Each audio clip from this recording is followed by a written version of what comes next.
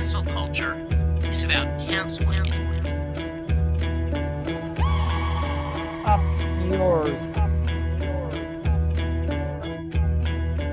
Woke moralists. Up yours. This is systematic bullying that's happening. And they believe that Cocaína.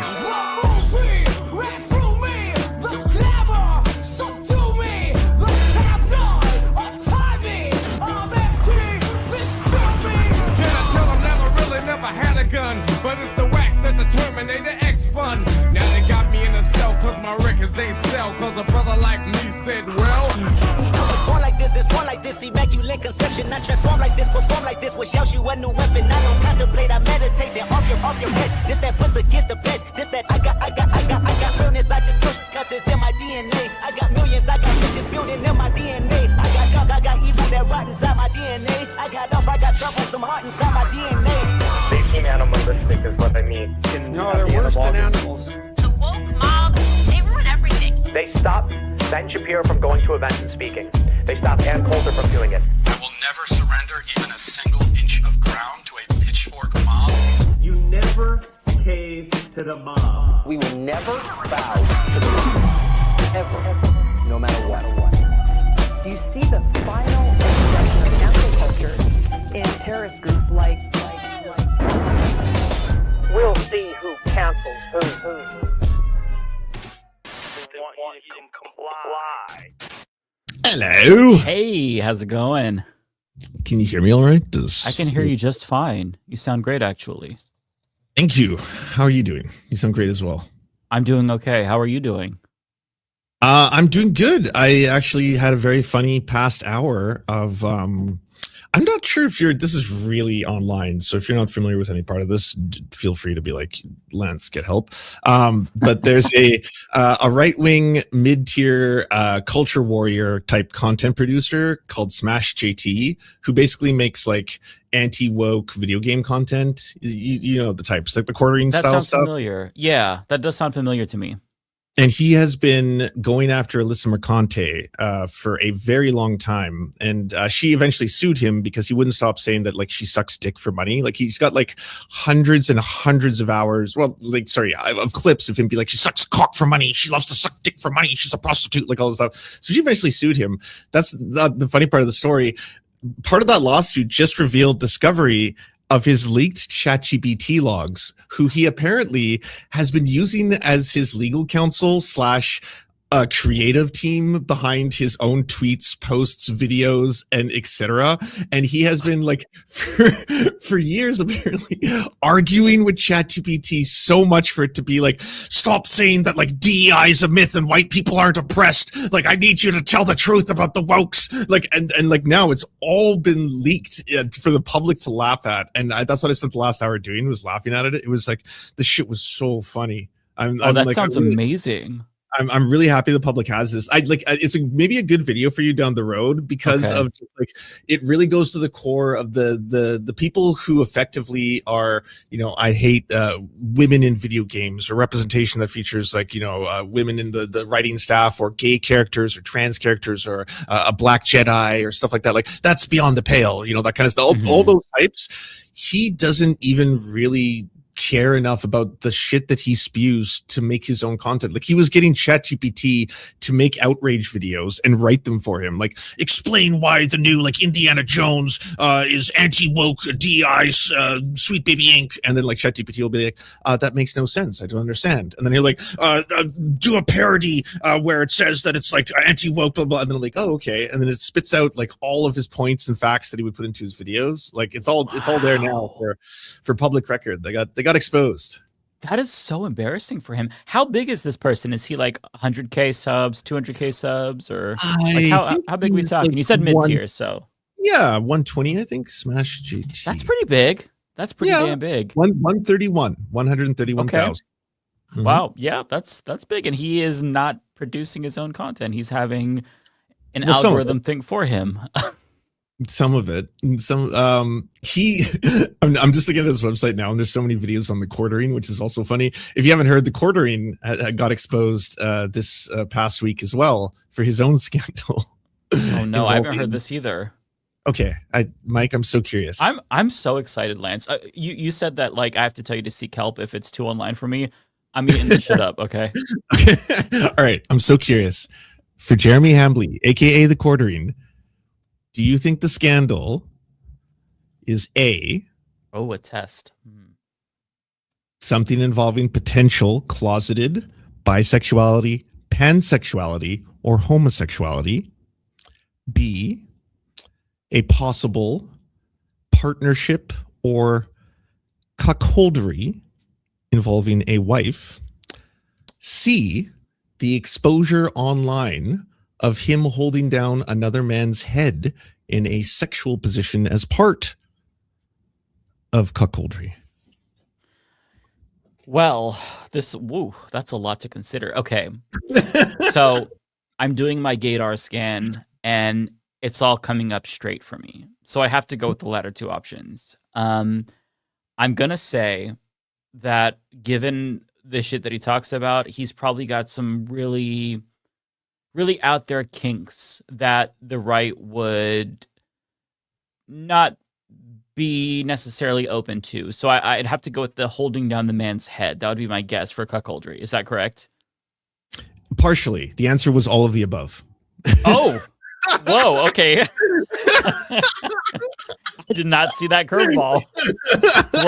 Well played, Lance.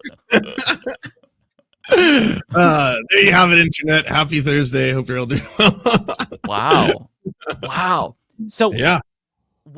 First of all, I have to say I'm appalled at any homosexual men engaging in intercourse with this individual on any level. Shame on them. Okay, so that one is tough because like that's why I'm like I put all three into the same category because it could be still straight, right? Like I agree with you, straight you know, the straight read off the charts, right? Like if I was to clock the quarter, like mostly straight guy, right? Like almost entirely straight. But the cuckoldry acts involve potential bisexual acts, right? Like if you are involved in sexual acts with the other man, I don't know at what point, I guess, do the straights draw the line is kind of, that's the thing I was thinking of. Jim, with this whole thing. Like, is it gay to like jerk off with another dude? And it's like, no, bro, fucking that's not gay at all. Fucking this heterosexual is fucking, you know, anything. It's like, okay, well then, is it gay to hold another man while he has sex with your wife? Is that gay? No, bro, that's just fucking party on, you know. Like, all right, is it gay if that other man brags online about how much fun it was to have his head held down by you as like you know, that kind of stuff? I don't know. It could be experimentation. You know, I agree with you. I think the straights are not all right, and I don't know if this 100%. I think the sex worker involved in the alleged scandal is bisexual or pansexual, or that's a part of the cuckoldry act itself. That I'm not totally sure. Yeah. I will say the cuckoldry bit isn't necessarily surprising to me because there's already been so many conservatives who were pretty open actually about being cucks. I know that Sneeko was one of them, right? I think that's kind of what catapulted him into this whole reactionary politics. There's another one too. I can't remember who the other cuckold was. Was it Kanye? Kanye, right? Was Kanye? Yeah. Well, that was the name of his last album. I think it was Kanye. Really? God. The one that has the titular Hitler song on it. Yeah, that I think. Okay. I was not aware of that. I don't know if that literally. I mean, Diddy was both a cuckold and someone who engaged in a variety of different activities. I have to assume that they're all cuckolds because they are the ones that really popularized that term, and so every accusation is a confession, right? You know, that's kind of how you base your estimate as to what they are into. So I totally agree. And I mean, like, he does use the term as a pejorative all the time, right? He's always like, that person's cucked, he's a soy cuck, he sits in the cuck chair, he wears the cuck cage, that kind of stuff. So wow. I think that this was probably An inevitability. I think, like, if you don't know the story, the only funny thing about the quartering scandal is that I don't think anyone on the left would have known about it because it's Chud on Chud violence. It was like this Chud channel that did a whole special on the quartering having a quote bull, and they found out about the bull. Who is actually a legal sex worker who may have committed crimes as well, and they had receipts from the bull and the bull having posted online about, like, you know, enjoying the pleasure of the quartering, holding his head and things like that. And so they made a live stream where they posted the receipts, and then the quartering went to war and took the live stream down, and that's how everyone else found out about it, like myself. All of a sudden, one. Exactly, right. Then Streisand effect. All of a sudden I'm like, wait, why did the stream get taken down? Apparently he was like going to war, calling up like someone who works for Kiwi Farms or something, telling him like, you know, like I don't want anything to be leaked. They've gone too far. They're coming after my family. This is off bounds. You know, like everything's fair game, but you can't go after the wife. You know, all these kind of things. So yeah, that's how the world found out, and it's apparently hit his channel really badly too, because that's the one thing you can't be on the right is you can't be a cuck. You can't be a cuckold or be involved in cuckoldry or like have any man hold power over like your partner or your wife is like, that's like, it's emasculating. Their whole thing is like, you know, hyper masculine. We're the alphas, and that doesn't surprise me. I would have suspected. I mean, cuckoldry not surprising, as I was saying about the quartering, but I don't know. I guess that if I had to guess, I would have thought something else, like in the from Matt Walsh. We don't know what that is. There's the whole diaper baby in the background, right? So yeah, and the licking of the condoms. I think he's a sadomasochist. Wait, licking of the condoms? I don't even know about this one.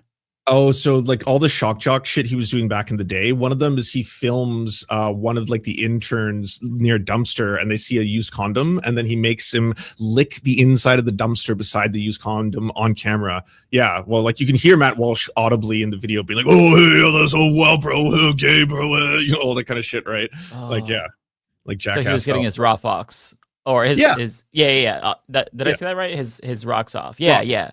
Rocks, yes, rocks off. He was getting hard to that. Disgusting. Like Matt Walsh, I don't even want to know what his search history looks like. He has got the craziest fucking kinks that would shock everyone, even the no kink shame crowd, which I'm part of that crowd. I would have to be like, whoa, I'm gonna have to revise my position because this is too much. Pushing the limits of kink shaming to its extremes. Yeah, I mean, the Brian Gnome one almost broke me. I actually crossed the line, probably, arguably, but like it's just hard not to pounce. The bimbofication stuff.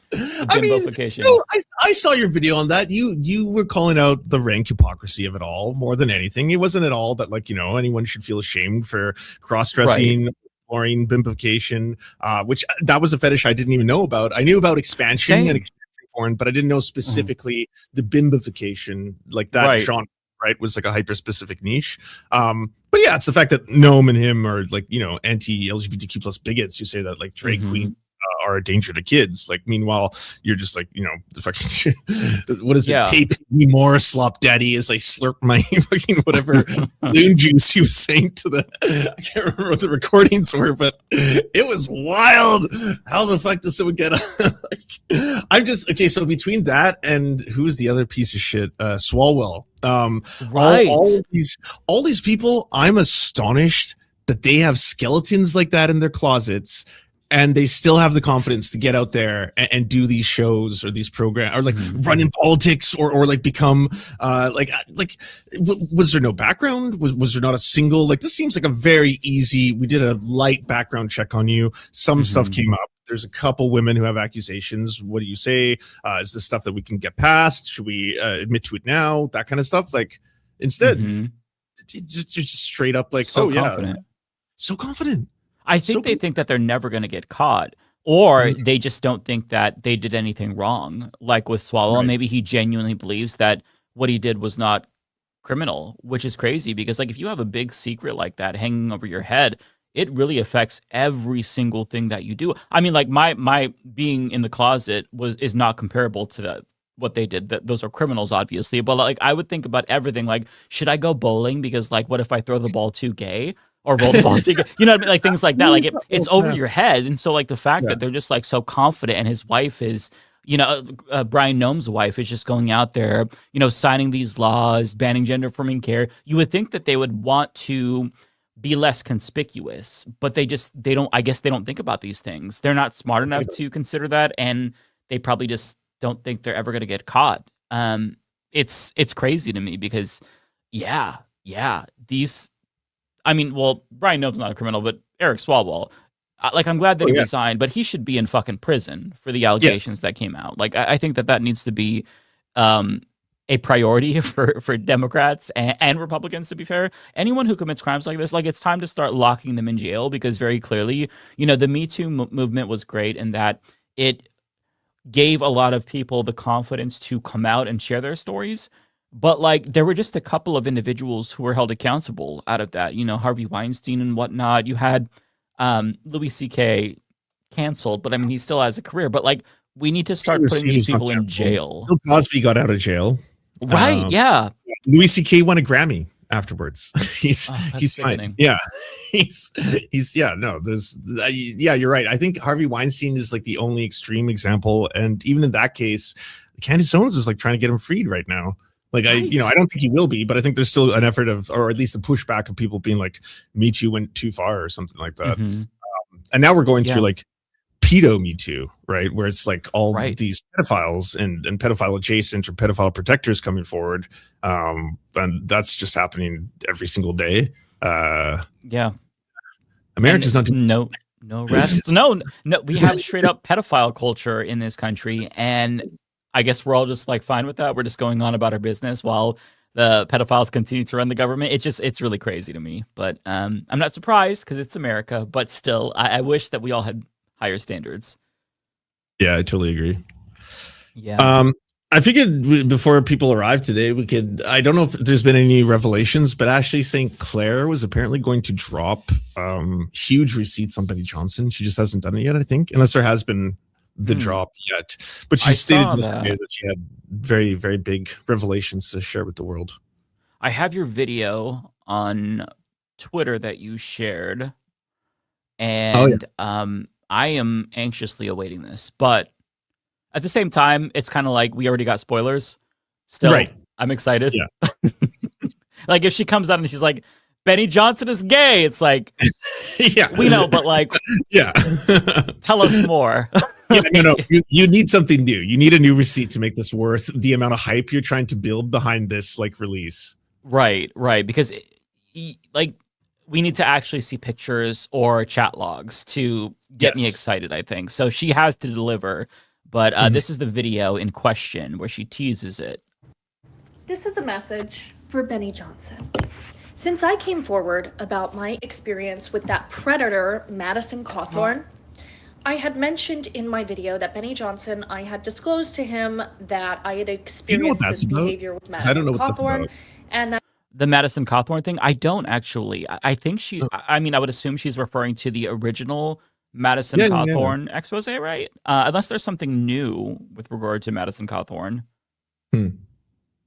Which is weird because he exposed members of Congress saying that they were offering him, or inviting him to cocaine parties and whatnot, and then he got exposed.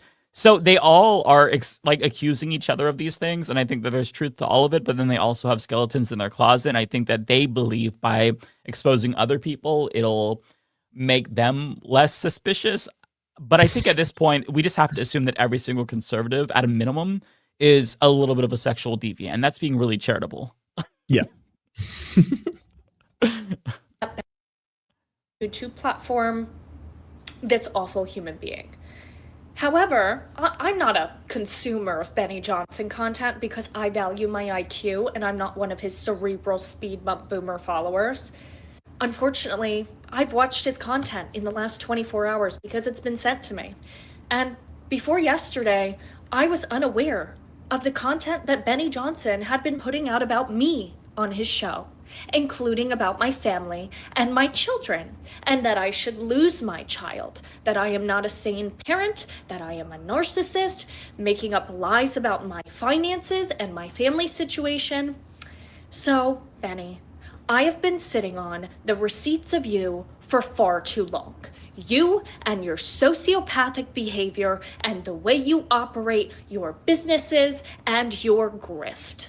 So you want to go, Benny? You want to talk about my children and make this personal? Let's go. Because I have been sitting on this for far too long. And guess what? A lot of people have been sitting on things about you for far too long. And I will remind you that if you live in a glass house, stop throwing stones for your little Facebook dollars. TTFN, you're next. Okay, I've got to give her a 10 out of 10 for the delivery and the performance. I want to get excited for this, but I'm not, because I feel like she's just going to say he's gay. Right. But without any nuances kind of thing. Yeah, no, I'm very excited. I'm with you. I don't know if there's going to be anything that extreme. Right. There's some rumors that people have suggested that he is married to a beard, as in his wife is aware of the relationship and they have an arrangement kind of idea. She might be able to provide information proving that. Yeah. Did you see his wife's tweets about him? The old ones, I maybe should pull them up if it's the one I'm thinking of. I saw him. It's like I was looking at the one he posted today about him proving that he's straight. He's like, I am duty bound to protect my family's honor, and and he still hasn't responded. That's like going on 2 months that he said he's duty bound to prove his heterosexuality. And I was wondering how. I was like, what is the pledge one must make? Like. I love missionary position and 4% IPAs, and I hated 9/11. What was that test that they used to do on gay people? Or maybe it was like a study, I don't remember, where they like basically monitored their arousal and they made them watch like gay porn. And they electrocuted them? Wasn't it like a torture study? Oh, was it? I can't remember, because there's been multiple studies. Some of them were torturous, but okay. Maybe there's a way to gauge his heterosexuality, alleged heterosexuality scientifically. Like you're saying, like the Kinsey scale, but instead of volunteer information, they were kind of clockworks oranging people, or just maybe not forcing them to watch, but just being like, does this arouse you? It's up to the right, like gauging, like going through different types of orientations and seeing what gets the most like response physiologically. The heart racing, the dick popping. So in terms of his wife, so she went on a tweet spree, which this was the worst idea ever. So she basically was insisting that her husband was not gay. What is this? Oh, an ad. So I love how they always use the gayest photos of him too. You can't take a straight picture of that man. He can't. I mean, even the pictures with his wife, he looks like a GBF. Like, so okay. There was this one. Oh my god, there's so much ads on this website. I'm sorry, I need to get an ad blocker that works. Okay, so they shared this picture about date night, right? And so this person chimes in saying, somehow I'm not surprised date night pics are rare. And then they shared the screenshot of Saeed Jones, former BuzzFeed coworker. Seen it. All right. Okay, we'll read that out. Yeah, read that out to people. That's the thing that's crazy, is now she's acknowledging that at a minimum, people suspect that, her husband is homosexual. And she says, having 4 kids, 5 and younger, makes it difficult to have out of the house date nights. Hope that helps. So she officially has seen this. Okay. Which, I mean, you could not waterboard this shit out of me if I was in her position. But she responds to more pics where, she posts this, and again, very like, wow, what is that photo? Yeah, it's giving very beard vibes. Like, I don't know how else to describe it, right? My biggest flex in life is being married to him. Happy Valentine's Day. You are the best of men. Somebody says, being a beard isn't exactly a great flex, which is just so ruthless. And she saw that too. She saw that too and said, what is it like being a moron? So I know for a fact, I cannot prove this, but I know for a fact she at least Googled what a beard is. Yeah. Right? Oh, yeah, she knows. She knows. So, okay, I don't know if that was it. That's so funny. Like, if I'm remembering correctly, there was something else that she responded to, but like, long story short, she acknowledged these accusations, which I think is the worst idea imaginable. One, because as you saw, there was like, there's an article about it that was one of many, and people are talking about it. So I don't know. I am anxiously awaiting Ashley St. Clair's revelations, though. She's got to deliver because Syed Jones had the best tea. I completely agree. And I'm also awaiting his proof that he is in fact heterosexual. He is duty bound. He is honor and duty bound, apparently, to provide it, and still has not. So it's interesting, though, right, that he hasn't sued Milo Yiannopoulos, because discovery would just prove how straight he is, I'm sure. Yep. Oh, yeah. Yeah, So, he would definitely have. There's ways to prove, I'm sure. Oh, for sure. Oh, somebody's asking what a beard is. A beard is the wife of a gay man. Basically, she's the beard to make it appear as though he's straight, when in actuality, he is gay, and she's just acting as like, well, I should also add in gay history, it's also not just women who were in loveless marriages by accident. There's also relationships that were formed when it was like obviously not only a taboo but illegal to be homosexual in society. Relationships where women sometimes would marry men full well knowing that they were gay, and this was a way for them to both survive. Sometimes lesbians would marry gay men and they would act as their parents for each other. That kind of stuff was capable of happening. Is that called lavender marriages, when a gay man and a lesbian marry each other? So. I can't remember correctly, but lavender marriage. Yeah, I'm outdated on my lingo. I think it's lavender marriage. A male to female mixed orientation marriage undertaken as a marriage of convenience to conceal socially stigmatized sexual orientation of one or both partners. Well done. Correct. Okay. I'm glad I remembered that. You don't see those too often these days unless it's on the right. It's true.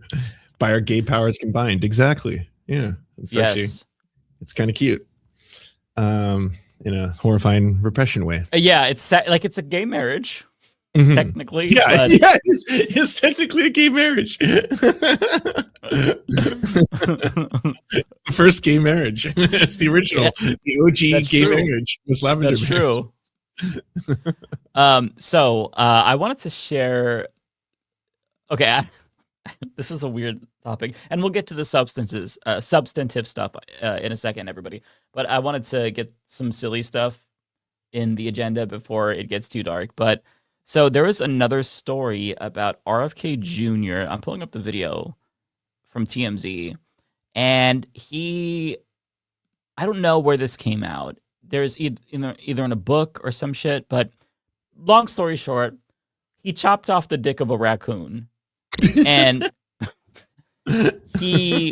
that's why everyone's talking about. I thought people were just being silly on the internet today because I saw okay, that's what it's about.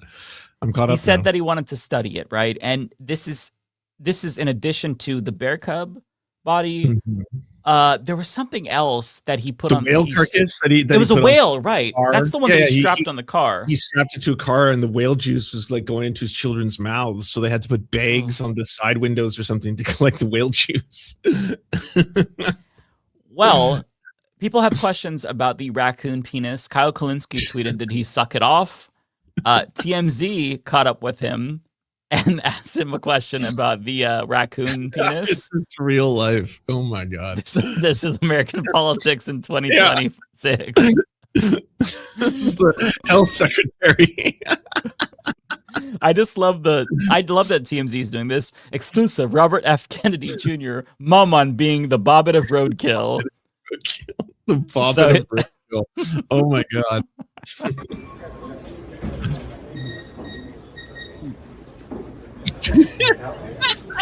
Secretary, what did you do with the raccoon's dead penis? Where is it now?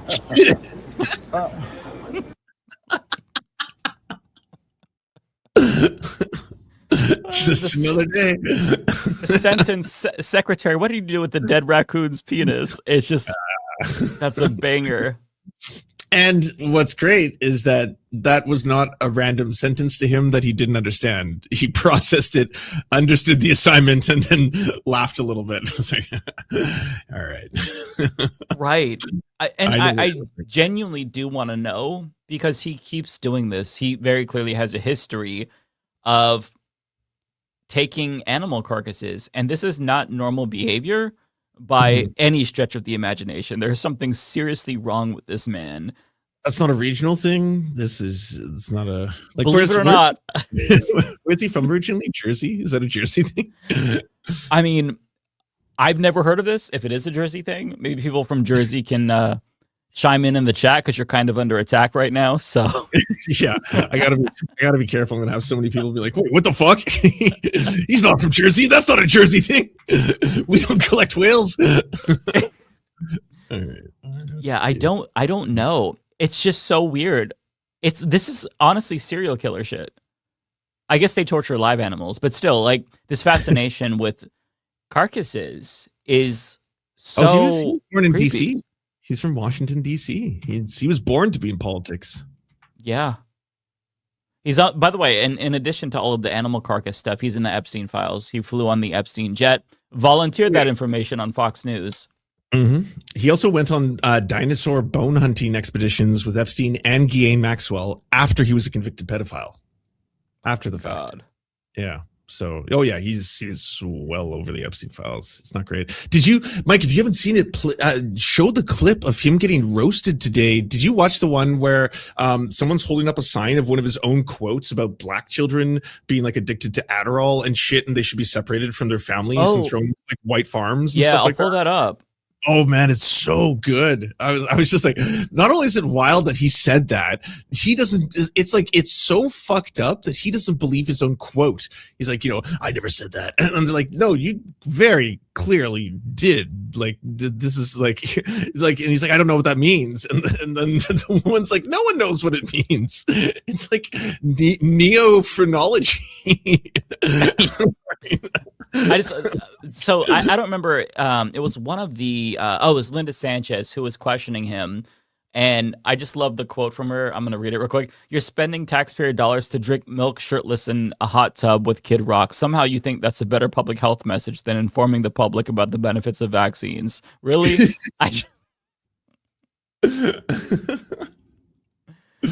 Oh man, that's good. It's so weird. Okay, let me see if I could find that particular moment because it was. He said autistic people won't pay taxes. Yeah, he said so many wild things. He thinks microplastics cause trans people. He thinks COVID was bioengineered to spare Ashkenazi Jews specifically. Like it's stuff the likes of which you wouldn't expect. Like he's basically Alex Jones in a position of extreme authority. Right? Entrenched within the medical system of the United States. It's truly, it's not just embarrassing. It's so horrifying. But this is that particular moment. Mr. Secretary, you've made a number of outlandish and frankly disturbing comments both before and during your tenure as Secretary of Health and Human Services. I want to draw your attention to one of those times. In a 2024 podcast interview, you suggested that Black children on ADHD medication should be reparented. You said the slow pen is incredible. I just yeah. That quote is insane. We have to I just want to pause to read that. That is fucking crazy. Every Black kid is now just standard put on Adderall, SSRIs, benzos, which are known to induce violence. This is so insane and racist. And those kids are going to have a chance to go to somewhere and get reparented. The fact that he said this in 2024, like you would read this and think, man, this is like some fucking like Jim Crow era politician shit. Yeah. Like, yeah. And because he says that he never said that and it's fake, I looked it up and it's 100% real. In context, it's worse. In context, oh my God, he's saying that Black kids should be put onto like white farms so that like the natural life of like farm servitude can help clear them of their potential like addictions to subscription drugs. To like let's be clear, like some of the stuff that is being prescribed, like SSRIs, that could be for very severe depression, right? Right. Or someone who has like a very severe ADHD where they're unable to actually process information without the use of Adderall. Like you can't just discount that that's being given to induce violence. Like that's where like, oh man, he's just going, he's like fucking, he's in the skull measuring territory right now. Yeah, he's out there. I'm wondering, do you know, did he say this when he also said the thing about sending people on SSRIs to forced labor camps, essentially? Because he was saying that if you send them to farms and you make them do manual labor, that is going to help their mental well-being. I don't remember the exact quote, but essentially, like, the takeaway was that we should send people on SSRIs, people with mental health issues, to labor camps. And so it sounds similar, what you're describing, to what he said there. I don't know if he said this multiple times or... But this is where we're at. He might not be saying it in those terms, not using that direct verbatim language, but that's exactly what he's suggesting here. And in this one, he wants them to be racially segregated. He wants black kids with depression, mental health issues to be taken from their families, put into farms, and be forced to do manual labor to cure them of their disease. Like, that's wild, like, that is fucking insane. Straight out of the eugenics movement, like straight up right out of the eugenics movement shit. And he's the health and human secretary. Oh my god. Oh my god. And he denies this. That's not surprising. All right, I'll play the rest of this. This is wild. Reduce violence, and that those children are going to have to go somewhere to get reparented. There is a lot to unpack in that comment. I know that you've already answered several of the questions I was going to ask, and so I'm just going to rephrase them. Mr. Secretary, you've already admitted that you are not board certified physician, and you've already admitted that you did not go to medical school. Have you ever reparented, or parented, I should say, a black child? I don't even know what that phrase means, and I doubt that. No answer. I doubt that I said that phrase. No, Absolutely. I'm not going to answer something that I didn't say. You absolutely said it. Oh, I'd like to hear the rest. Oh my god. It's such a fair question, too. Yeah. That's why I'm asking. By the way, so to be clear, you're not a doctor, you have no medical degree, and you have no formal medical training. You have never parented a black child. 24 of the 26 HHS secretaries have not had medical degrees. It's as loud as we can make it, I think. Yeah, I'm sorry, guys. It's really soft. I reclaim my time. So you are not a doctor, have no formal medical training, and you've never parented a black child, and yet you are suggesting that the federal government should take black children away from their families and reparent them and send them off to some wellness farm instead of providing them with evidence-based. You're just making stuff up. I am absolutely not making this up. Oh my god. Mr. Secretary, in your opinion, what factors should the federal government consider when reparenting a black child who has been on ADHD or ADD? I don't even know what you're talking about, Congressman. I don't know what you're talking about. I don't know what reparenting even means. I don't either, but you said that. I did not say Mr. Secretary. Wow. I mean, imagine if a black politician said that about white kids, right? Like, it would be a perpetual fucking cycle. You'd never hear the end of it. Just over, replay. It's white genocide. Yeah. But he says that, and no, I didn't say that actually. It's crazy that he would deny that because, like, these boomer ass politicians, they know how to use the internet. They know that the internet is permanent. Anything you say on the internet, it's going to be there forever. And I guess that he said something so absurd that even he doesn't believe he said it. I think he's just probably lying if I had to guess. Yeah. That, or like, this is why I hate AI so much, is that, like, it's gotten us to a point now where he can say that, and for a little while people can be like, oh wait, was it fake? Was it real? Did he actually say that? I think they probably, like, I think it's good to have that just as a prop, because it just looks obscenely ridiculous to see your own words, like, put before you like that. But I think they should have had the clip on hand too, just to be able to drop it, because then it's undeniable. Yeah, he can't run away from it that way. Yeah, exactly. Yeah. Did you see a clip from his dumbass podcast that he launched? First of all, I love that everybody was saying, bold choice to use an audio format with that fucking voice. But there was a clip that the one of the Krasenstein brothers had shared of his podcast. No, I haven't heard it. So it was just really quick. It was RFK Jr. talking to some white dude, and the dude he was talking to, the caption from Brian Krasenstein was, he says that we need to explore alternative things and push this and that and dog meat. And then and then the caption was, and RFK Jr. says nothing when he brings up dog meat. And then I listened to it, and he did not say dog meat. He said dark meat. But it's fucking hilarious that like you'd be listening to that and you wouldn't think twice. Oh yeah, dog. Of course he would talk about dog meat because he was accused of eating a dog. So yeah, it turned out to be a goat. Oh, it was a goat. Okay. Yeah, him and Cheryl Hines are like in front of a barbecue, and it's like a fully barbecued goat, but it looks like a dog carcass or something. It looks disgusting. Oh, yeah, it does. Yeah. Oh my god.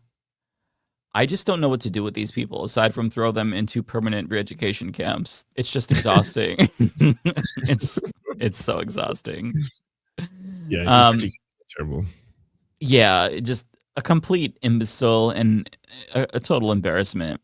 I wanted to bring up or maybe we should save this from Mike when he gets here, because I wanted to talk about the vote on the War Powers resolution.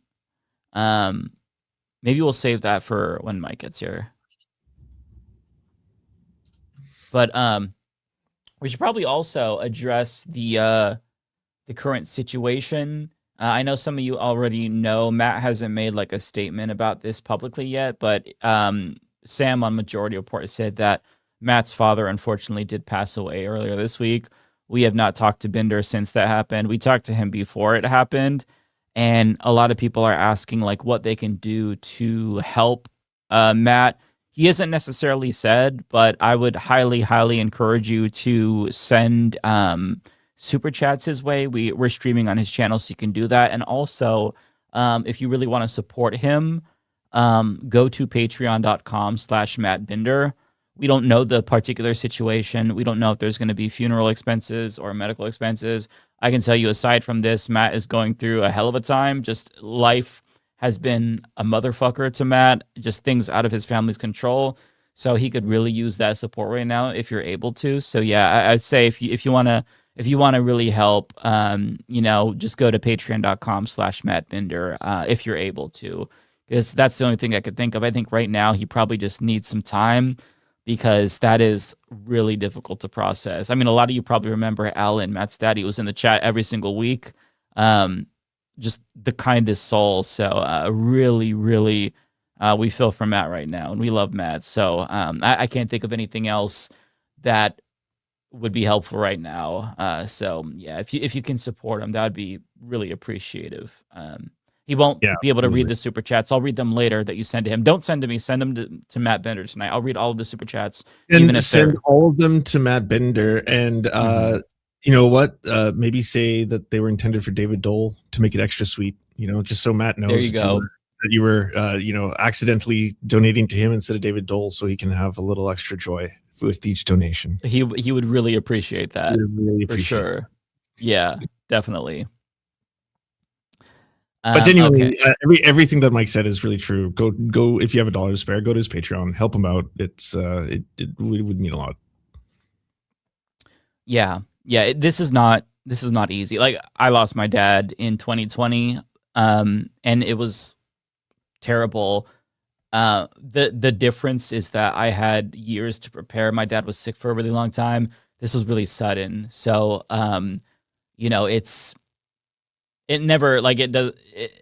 there's no easy way or more difficult way. Death is death. It's just really difficult to process. So, I know Binder is probably just, I can't imagine how he's feeling right now. So yeah, just any way that you can, he's probably not thinking about like support or the next step. He's just, he's needing some time. But yeah, I would say go support him on Patreon if you can. That would be a really generous thing to do. If you can't, you can't. But if you can, that would be wonderful. But I wanted to also, I wanted to talk about, I know you talked about this yourself, Lance, but I had to talk about the Dave Chappelle, like, pseudo mea culpa. Yeah. That really pissed me off. I mean, in a way, it's like, I kind of feel smug because I'm thinking we all told you so, but I do not buy his excuse. I don't know if you feel the same way. I think that he knows what he was doing. And we'll get to what he said specifically, but I think that Dave Chappelle is playing stupid because he doesn't want to admit there's this cognitive dissonance that you can sense that he is not able to fight through. He was explicitly transphobic, and he courted an audience knowingly so.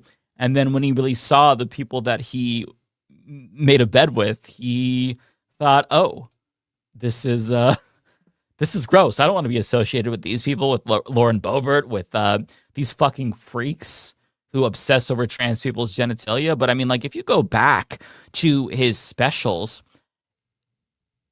it was explicit transphobia, and it wasn't clever. It was the laziest hack transphobia imaginable. The same shit that the same jokes conservatives have been making for years. It's the, "Oh, well, can I identify as Chinese?" Like, he actually fucking said this. And in the second special, I believe, he tried to like use his former trans friend as like a shield when the situation that he shared was extremely fucked up. I don't remember the specifics, but like he outed himself. And aside from that, he exposed himself as a fucking NIMBY as well to his city council, talking about not wanting affordable housing, threatening to yank his funding. Like, can't be more explicit than that, right? I'm Team Turf. I'm Team Turf. Yeah, I mean, there's just he has no plausible deniability. So I think that he is completely full of shit. He knows what he's doing. So I'll play I think this is the actual, bring it in, the clip from the NPR interview. He also commented on the Riyadh Comedy Festival, and again, super duper disingenuous. I think that Dave Chappelle knows better. Also, Bill Burr knows better. Some comedians, I think that they're high on their own supply and they're stupid. Dave Chappelle is not a stupid person. Dave Chappelle knows exactly what he's doing. So I'll play the clip from the NPR interview where he said that he didn't like that Republicans started to like him because he was transphobic. But what about people who feel like you're punching down? Like you are not a trans person. And there are people who feel like it's different when you are part of the group that has been attacked, hurt, demeaned, etc. And then if you're outside of the group and you're having commentary about it, it causes feelings. And what do you say to people who feel that in some occasions you're punching down?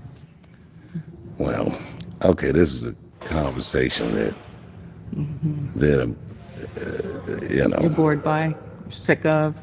I'm not sick of it. I don't want to be dismissive to that sentiment, but I don't know. That's a tough one for me because so much of that was a media phenomenon. What was happening in actual life versus how the media was reporting on my show. And I feel like the way they reported on that show was rage baiting to some degree. And there's so many different branches to talk about it. But I would say that, not everything is for everybody. I don't tell country artists what to sing about if I'm not going to go see a country show. If they bought tickets ever, maybe I'd listen. I don't know. They're just never there. I don't even know who's telling them I say these things. Do you feel like your jokes are misrepresented, or you think they're misrepresented?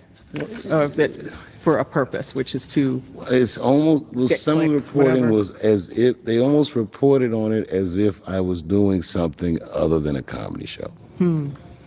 Okay, that is such a bad excuse that comedians have to stop using, because I mean, the truth tellers.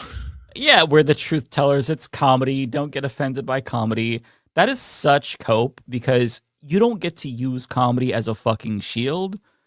You are, if you're going to be a truth teller, then, you can't, first of all, you're not a truth teller. You're fucking full of shit. But, you're sitting, where am I going with this? I was going to say that, oh my God, I lost my train of thought. Never mind. It was a great point, and he was going to cry when he heard it. But, well, I can say this because I'm actually someone who's like a monstrously huge Dave Chappelle fan most of my life. Like he's one of my, or was one of my biggest heroes. He's the guy who got me into like, stand-up comedy, getting into comedy history. Like he basically is one of the reasons why I'm like an entertainer today. So I had nothing but praises to sing about this guy. And to people who don't know his career, I don't think everyone knows what happened with the Chappelle show specifically, because to people who didn't know at the time, Chappelle show at its peak, it was like the biggest TV show. It was like it didn't matter where you were in North America, you were quoting the lines from that show, and like black people, white people, like everyone was watching and quoting that show. And by the time the third season rolls around, he's doing a sketch, and he realizes the people in the room filming the sketch, white folk, are exacerbating the stereotypes and laughing at the stereotypes that he's doing rather than learning from them or what he was trying to do, right? Like his comedy was very intelligent, right? Like it wasn't just like laugh at this racist stereotype. It was like laugh at the idea of what if like a Klansman was black, right? Like if you wrapped your head around the idea of racism and race and just the like, there's more to it than simply just like, low hanging fruit. So he's doing a sketch, and the white people behind the cameras are just basically laughing at the stereotypes instead of laughing at him mocking the stereotypes, which is the more important part. And so he leaves the show. Obviously, it fucks over everyone else, the cast, the crew, but he leaves and disappears for a while. And because he didn't want to be part of something that wasn't effectively helping actually bring on change or educate people or even like, maybe make them more aware of what the world is around them. Instead, he saw it just reinforcing negative stereotypes that was going to eventually oppress in totality, black people through the reinforcement of the stuff, right? The exact same shit that in a lot of ways he's doing to the trans community years later, where he's got that first special. The jokes are shit. The the overall special itself. I actually really like parts of that special. The Care Bears routine, I think, is so cute and funny, and I loved him talking about just love emanating from the bodies, all that stuff. But the stuff on trans people, it's just low hanging stereotypes and fruit. Like he essentially says, what is it? Like, she whipped her dick and threw it out on the table. That's the punchline, right? Just that, I care about trans rights and I care about, LGBTQ plus stuff. But then he gets into that part. By the time he's doing the second special, it's like that now is like 30 minutes of the set. And it's about him being off about people's response to his jokes and being, and like what really sucks about all that is that moment he was actually starting to explore things I think needed to be talked about, like the racism of white gay men or white women who are lesbians in the queer community who talk over black people who have to, suffer multiple vectors of oppression. Like all of that is brilliant. Someone should bring it up. You should do a routine on racist white gay men, and that needs to be talked about, right? But instead, it's like we're once again going back to this transphobic shit where we're just rehashing stereotypes. And the thing I've never understood is that you can make those like transphobic jokes. That's your freedom of speech. Don't we have freedom of speech to say you're a hack? Like this shit sucks. It's not funny. It's like 1990s gay stereotypes rehashed as trans bigotry. We're just doing the same shit again, right? Yeah. Are you a man or are you a woman?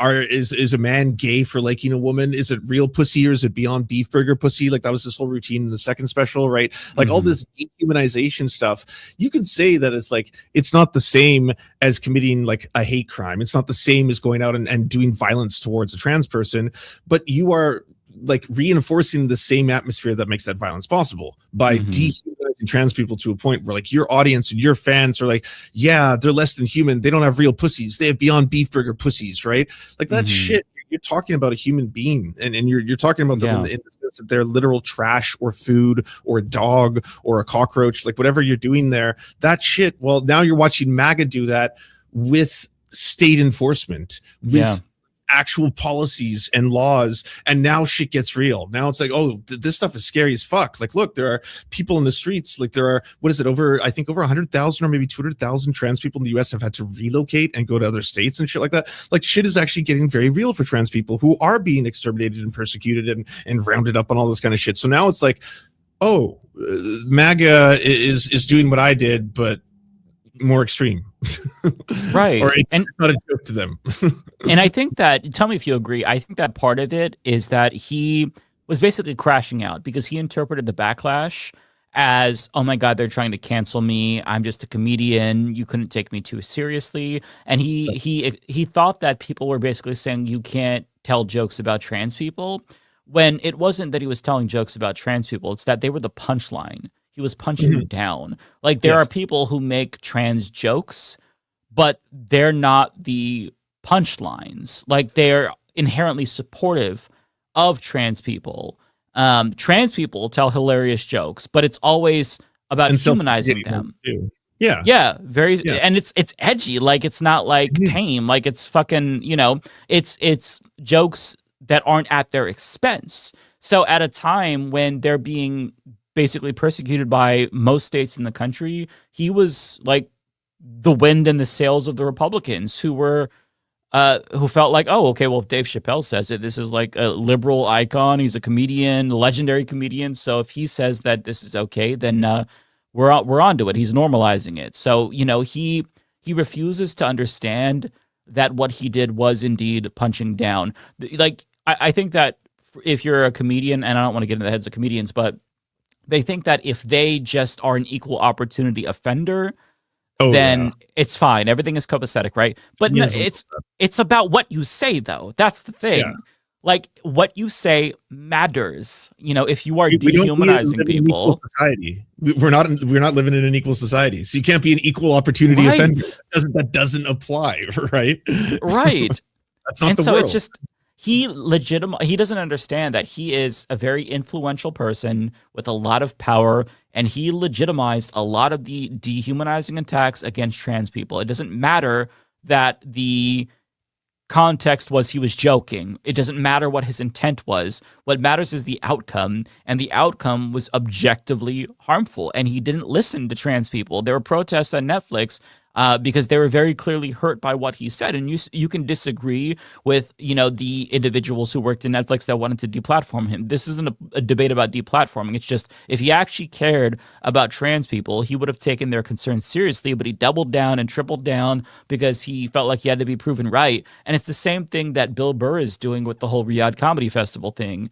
He is pretending like, oh, these people are just he's trying to like wokeify the scandal, and Dave Chappelle does that to an extent too, where it's like, oh, you just think that this society doesn't deserve comedy, when it's like nobody would. Whitney Cummings said the same thing. She's like, she said the same thing. Wow. She said, you're all racists. You're being racist towards Saudi Arabia. And then obviously everyone's like, what do you mean being racist towards Saudi Arabia? It's like, what? We can't perform there. We're not allowed to go perform a show. It's like, no.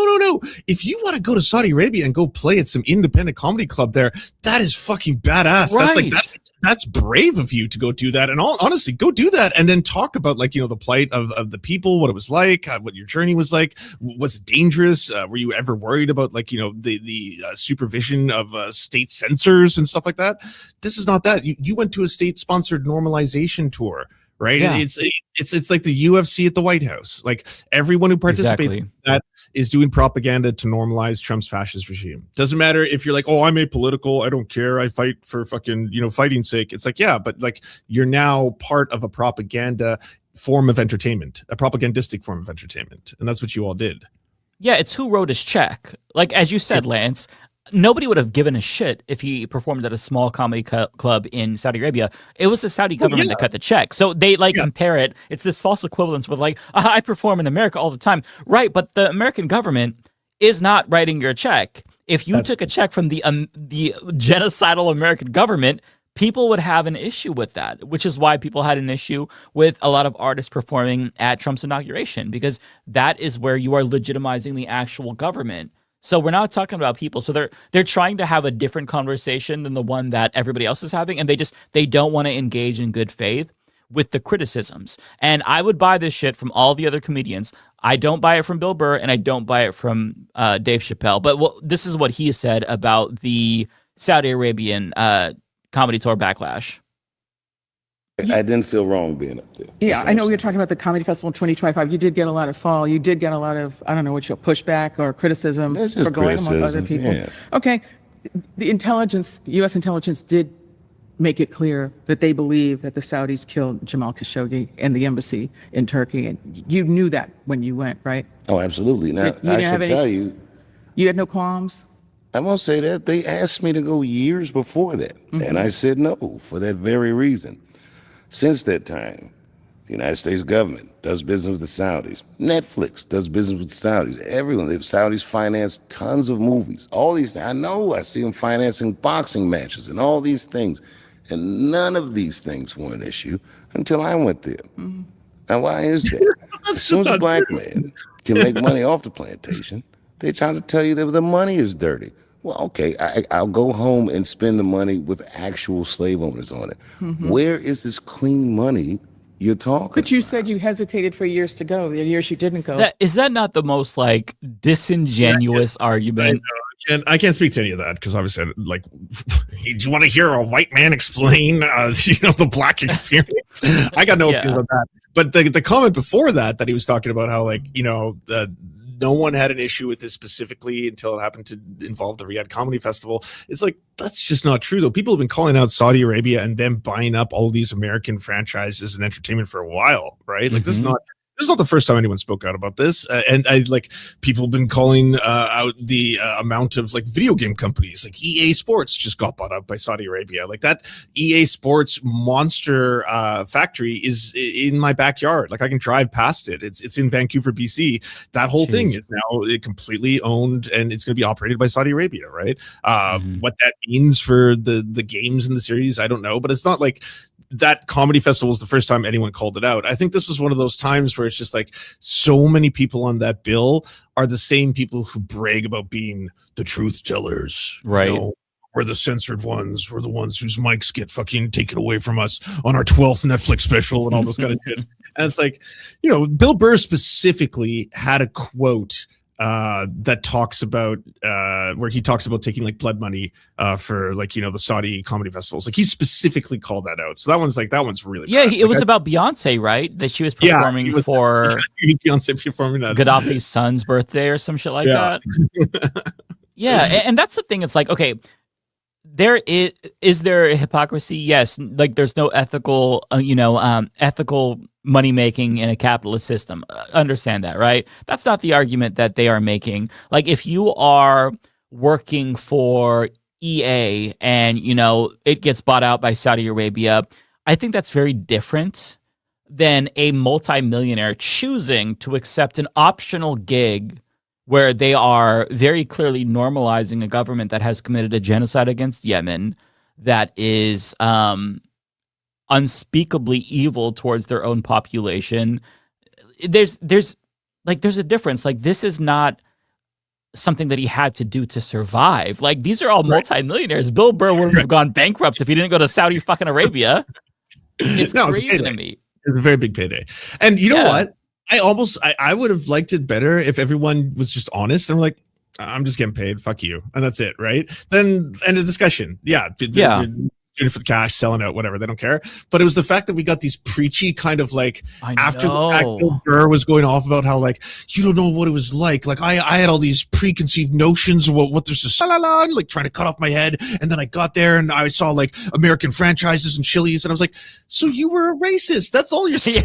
You had all these racist ideas of what you thought their society was going to be like. You got there and you saw America and you're like, oh, you're not backwards. You got a fucking Chipotle. I'm home. And then you had a wonderful time. I'm sure you had a lovely time. I'm sure everything was so nice, right? Like I'm sure the food was amazing, the hotel was amazing. I'm sure you had the best possible time. But that doesn't mean that you had like. He also talked about how much they loved the jokes. He's like, they loved my gay jokes when I was making fun of gay people. I was like, no shit. Were you calling out the royals? Were you calling out the prince? Were you calling out the murder of Jamal Khashoggi? No, you were like, gay people sure are gay, and everyone was like, that is true, that they are gay. I'm like, I was so brave. I was so brave on my journey. We know how pro-gay Saudi Arabia is, but it's like we know they didn't speak truth to power because that was stipulated in their contract. They could have criticized the royal family, and there were other things as well, but like there were parameters there. So if listen, I think that a lot of people wouldn't be as turned off by this shit if they were like, okay, yeah, I'll take the paycheck, and then they go there and they speak truth to power. They make fun of the Saudi royals, but they didn't. They were just little puppets there to legitimize the regime. And it doesn't matter if it's the Saudi regime, the Israeli regime, the American regime. The fact that you're taking this blood money from a murderous regime, that speaks to your character. It shows that you care more about the money. And listen, if you already have millions and millions and millions and millions, like there's no excuse for anyone to sell out ever. But if you already have millions of dollars, I'm sorry. Like, you have so much less leeway. If this was like fucking some grocery store worker that makes minimum wage and they were like, honey, do you want to come speak at Saudi Arabia? We'll give you $1 million just out of the blue. I could forgive that person because that's going to change their life. Like, how does having who am I to say, right? Like, yeah, right. If I'm working at a grocery store and someone said, "Here's $1 million to go speak in Saudi Arabia," bye. Right. Like, that's going to be life changing. But Bill Burr having like $103 million and then going to $105 million, not going to be that life changing. He's going to basically have the same standard of living. So it's just it's so disingenuous. And I feel like it's definitely patronizing the way that they're talking about this, and I just don't believe them. I think that they both I can only speak to Bill Burr and Dave Chappelle. The other ones I don't know enough, and I don't care about them enough. But these two know what the fuck they were doing. They are too smart to. They're very intelligent. Yeah. So, I mean, listen, and smart people play dumb sometimes, and I think that's what they're doing. The good news is that, like, this interview from Dave Chappelle, it does communicate to me that he at least still has a little bit of self-awareness. Sure, he's out of touch. Just being wealthy is going to make you out of touch no matter what. But he has enough self-awareness to be like, oh, Lauren Boebert came up to me and wanted to take a picture and said, hey, it's just, people that think there's only two genders. And to him, he's like, oh, so this is like the tribe that I'm part of now. They think I'm part of the team, and this makes me nauseous. Like, I don't want to be with these fucking people. Do you believe that statement he made where he was like, I didn't know that you can say I respectfully decline? And I was like, what? You're a super celebrity. like you're one of the most recognizable famous human beings on the planet. This is your first rodeo when it comes to like, I don't want to take a picture with you. Like, he has to deal with this shit all day, every day, everywhere he goes. I don't know. The way that I interpreted that is he didn't want to say no because it would be awkward.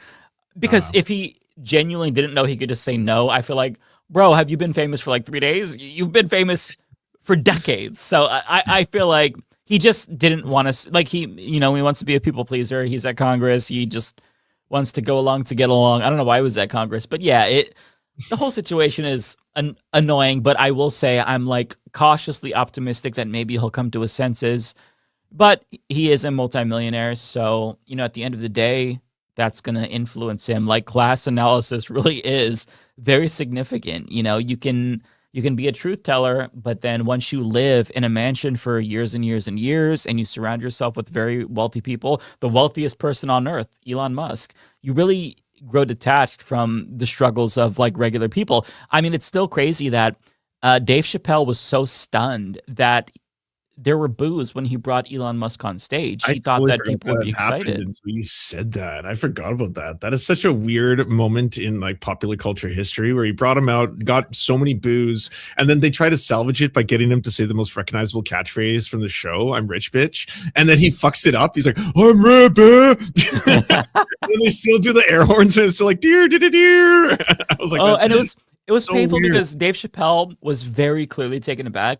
And so he was just kind of scrambling and trying to like play it cool. And he's like, "Boo these nuts, bitch." It's like, oh, he dropped the "these nuts." Oh, it's cringeworthy. I can't take it, Dave. You dropped the "these nuts" joke. You are. I could say "these nuts." Okay, you could say "these nuts." We're people on the internet. You are Dave Chappelle. A "these nuts" joke is beneath you, and you are saying it because you're so awkward right now.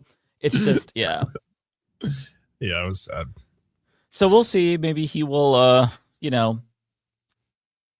turn the page. But I think he should apologize. He should do a mea culpa and actually try to understand the damage that he's caused. I am so here for that arc, though. I'd like, I stand by it. Like, I forget, was it Hassan who said that about ContraPoints? Where it's just like, the door is always open for you to sit on the right side of this issue. And I agree with Dave Chappelle. Like, it would be amazing to have Dave Chappelle, the ally, come out of all this. That would be a beautiful thing. Yeah, he wants to that would be wonderful. Do some reading, do some growth. That would be fucking fantastic. Yeah, actually talk to the people who felt offended so that way they can explain their position to you rather than you just talking at them. Because, but I mean, part of that is admitting that you're wrong. Again, a lot of like rich people, they probably are in echo chambers. I don't know. I can't speak to like his social circle, but I'm rooting for him because like you, I was a really big fan as well of Dave Chappelle and Chappelle show and whatnot, and I watched all of his stand-up specials, and I thought he was funny, and I thought that he had a very almost like George Carlin. He had a great way of speaking the truth through comedy and like making you feel more sane when you listen to his comedy. So I would love to see him get back to his roots of, one, being funny again, and two, actually not punching down, because that's just like, that's not good comedy. That's shit comedy. That's like lazy. It's just, yeah, I don't know. I don't like it. So I'm rooting for him to be better. You're If not, then fuck engaging him. with the machine at that point. Yeah, exactly. Well, I messaged him. I haven't heard back from Mike, and I know we're getting close to 7:00, so I don't know if he's going to be joining or if he had an accident or an emergency, but he hasn't written back as to what happened. And I know that you wanted to honor Binder and all of his super chats, and I will, as the only other Leftist Mafia person here, do them with you. But we should probably start them. Yeah, because there's probably a lot to go through, right? Yes, there is. And also there's more from the week before. Real quick, though, I do want to, because I already made a thumbnail. I just want to address the topic. Really quick, yeah. So that way, what's on the cover story? Yes, I'll address it really quickly, because I like, for anybody who is curious, we have no idea what the fuck we're gonna talk about. I just make a thumbnail if I have time based on what I expect us to talk about. So I don't want it to be false advertising. But I'll bring it up here. There was another vote on the War Powers resolution, and it failed once again. It was very, very close. Basically, one Democrat sunk it, Jared Golden. We had one Republican defect, that was Thomas Massey, and one Democrat defect, Jared Golden. And had Jared Golden not done that, then it would have passed the House of Representatives. Would it have passed the Senate? I have no clue. Always one guy. That, my friend, is the rotating villain. It's like, it's just so obvious, though, right? Like, I don't subscribe to the absolutist, like both parties are identical in all ways. They're not. There's very clear difference between the two parties. It's like shit and shittier, right? They're both shitty. They're both terrible. One clearly is more hell-bent on fascist extermination of certain groups and categories and marginalized people. So that one's the worst one. The one going full Hitler right now. But like, you need a completely complacent Democratic Party to make this possible and to keep this fucking train on course. And here you have it before your eyes, right? It's like, clearly this was discussed beforehand. Like, it went to a vote. What, in the last second is fucking the West Wing style, high on mushrooms walking towards the camera shot. It's all like, oh yeah, no, I can't believe it. One person's going to defect. Who, what? We have a yay, a nay, sir. The Republican. Like, no, it's fuck you. And this pisses me off so much. Yeah. And like Jared Golden, he was somebody that leadership needed to monitor. Because he is a war hawk.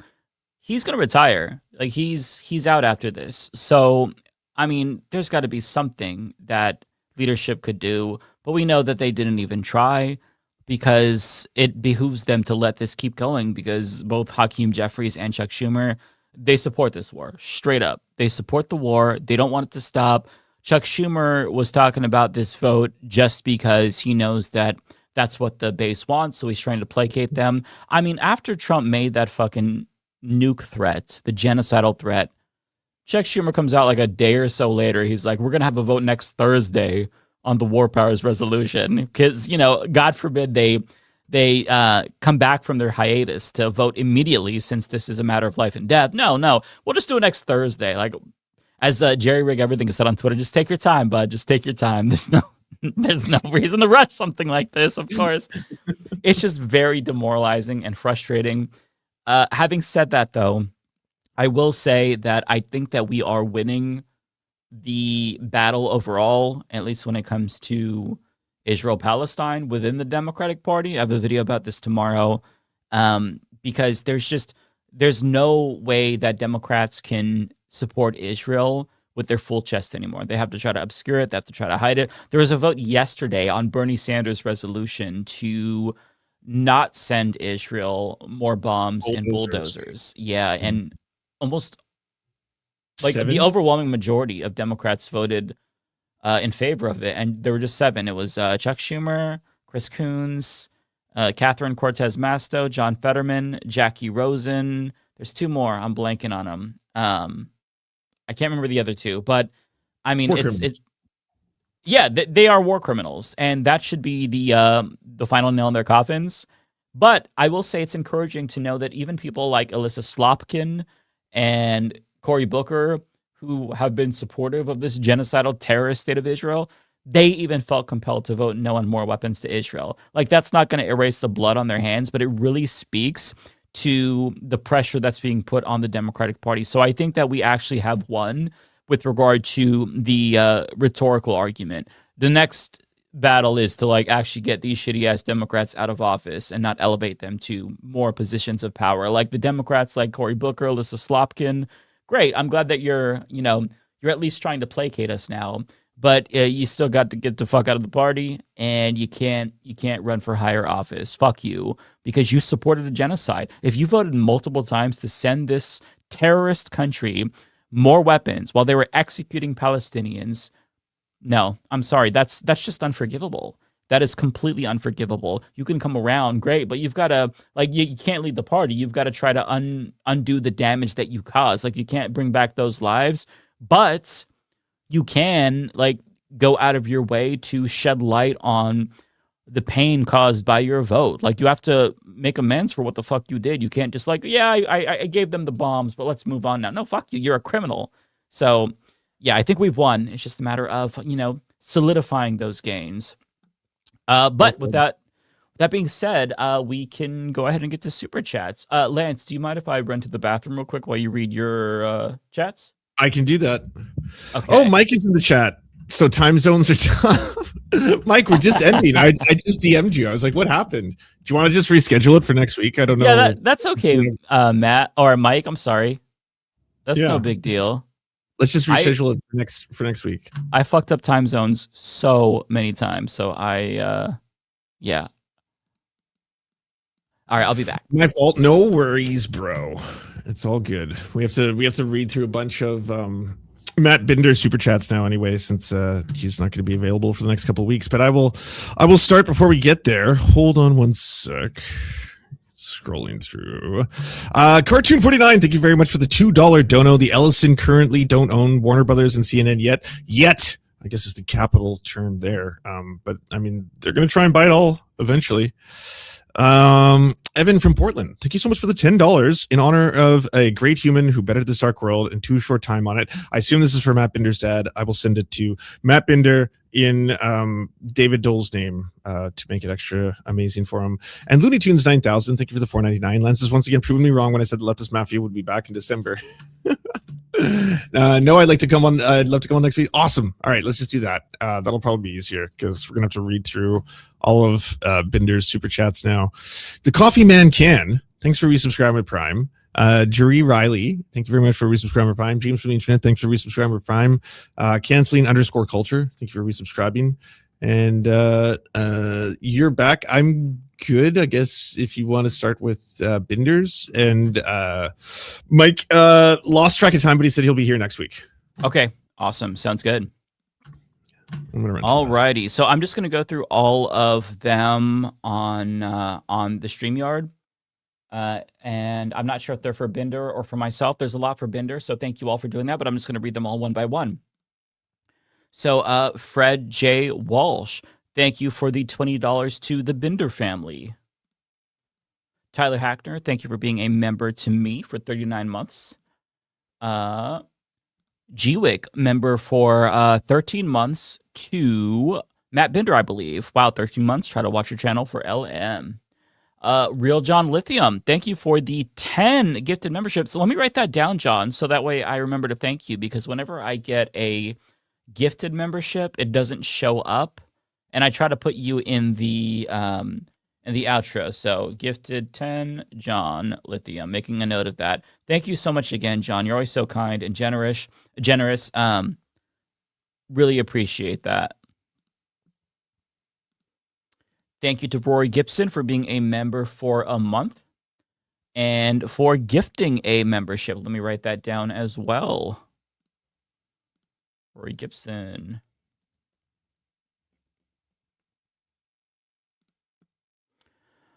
Alrighty, and Cartoon 49 asks me, thoughts on Pete Hegseth quoting a fake Bible verse in Pulp Fiction? As a lefty Christian, found it bizarre and further need separation of church and state. Yeah, I also found it really bizarre, and I think it really speaks to the fact that a lot of these fundamentalist evangelicals, they don't actually know the Bible that they purport to follow. I mean, they're not following the teachings of Jesus, and I think this kind of like speaks to them just not knowing their shit. Also, Cartoon asks, thoughts on black celebs like Nick Cannon, Chili from TLC, and others going mega? That is... So Nick Cannon isn't necessarily surprising. Chili from TLC, I wasn't really familiar with her politics, but I love TLC. I grew up with them, so that makes me sad. I don't know why there are so many celebrities in 2026, the year of our Lord, who are all of a sudden going MAGA, but it breaks my heart. And at this point, I've just taught myself to not like any celebrity because they're going to disappoint me. So, SG Kick Loop sends $10 to Matt Binder saying, sad to hear it. Sorry, and condolences to the Binder fam. Thank you for sending that to Matt. Appreciate you. Also, the Blue Witch sends $10 to Matt for you and your family. We love you so much, Matt. Cartoon, thank you for sending $2, sending support for Matt. Ali B, the Hood Nymph, sends $5. Humanist Report sent me for Dave to Matt. Mortified Penguin sends $20 to Binder. Condolences and best wishes, Binder fam. We all love you.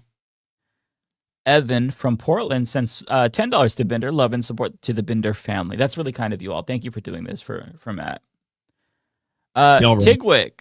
Yeah, Tigwick sends 150 Canadian. Tigwick, thank you so much. That's so generous. So message to Matt Binder, giving Lance, David, and Mike shares to you tonight, Matt. My heart goes out to you and your family. Tigwick, you are so kind. Thank you so much for doing that for him. And mod extraordinaire, by the way. Yeah, Tigwick is just Tigwick is the GOAT. Nikki Canning, thank you for the 20 to Binder to help your family at this time. Dirty Pirate, $10 to Binder. So sorry for your loss, Matt. Hug. Carrie Shaw, $99.99 to Binder, and an amazing message. Great show, David. When he reads these, he's gonna appreciate all of them for sure. He put a smile on his face. Yeah, definitely. Old Man in Philly, thanks for the 20 to Matt. Sending condolences to you and your family. Better days will come once again. Thank you for the kind message to him. Burning sends $2. My condolences, Matt. Heart emojis. Crush sends $5 to Matt. Take care of yourself, brother. And Cy Abelman sends $53 to Matt. Wow, you guys are so generous. That's awesome. You really are kind people. I'm proud of you all. So sorry to hear about Mr. Binder passing. May his memory be a blessing. Not a Low Journey sends $5 to Matt. Wishing you the best during this time, Matt. I Get Carried Away sends $5 to Matt. So sorry for your loss, Matt. Keeping you and your family in my thoughts. Sending you positive vibes. To people sending in super chats right now, if you're sending super chats for Matt, send them to Matt's channel. Don't send them to mine, because I'll just have to now send it to Matt right afterwards. But I will get it to him. But big thank you to everyone sending it. Just go to youtube.com/@MattBinder, and then you can click on his super chat directly. On that note, thank you, Max Danger 17 for the $5 for the Binder fam, and a shout out to Binder's dad, who will be missed. Yes, he will. He was in this chat every single stream, so he was a part of the community. So it's a hard loss. Where were we? Jay's on the screen. Okay, there we go. $10 to Matt. Rip Alan Binder. I'm sending my well wishes to Matt and his family. Alan was a good man. Yes, he was. He was an amazing man. The Bay Photo, member for 33 months to Matt.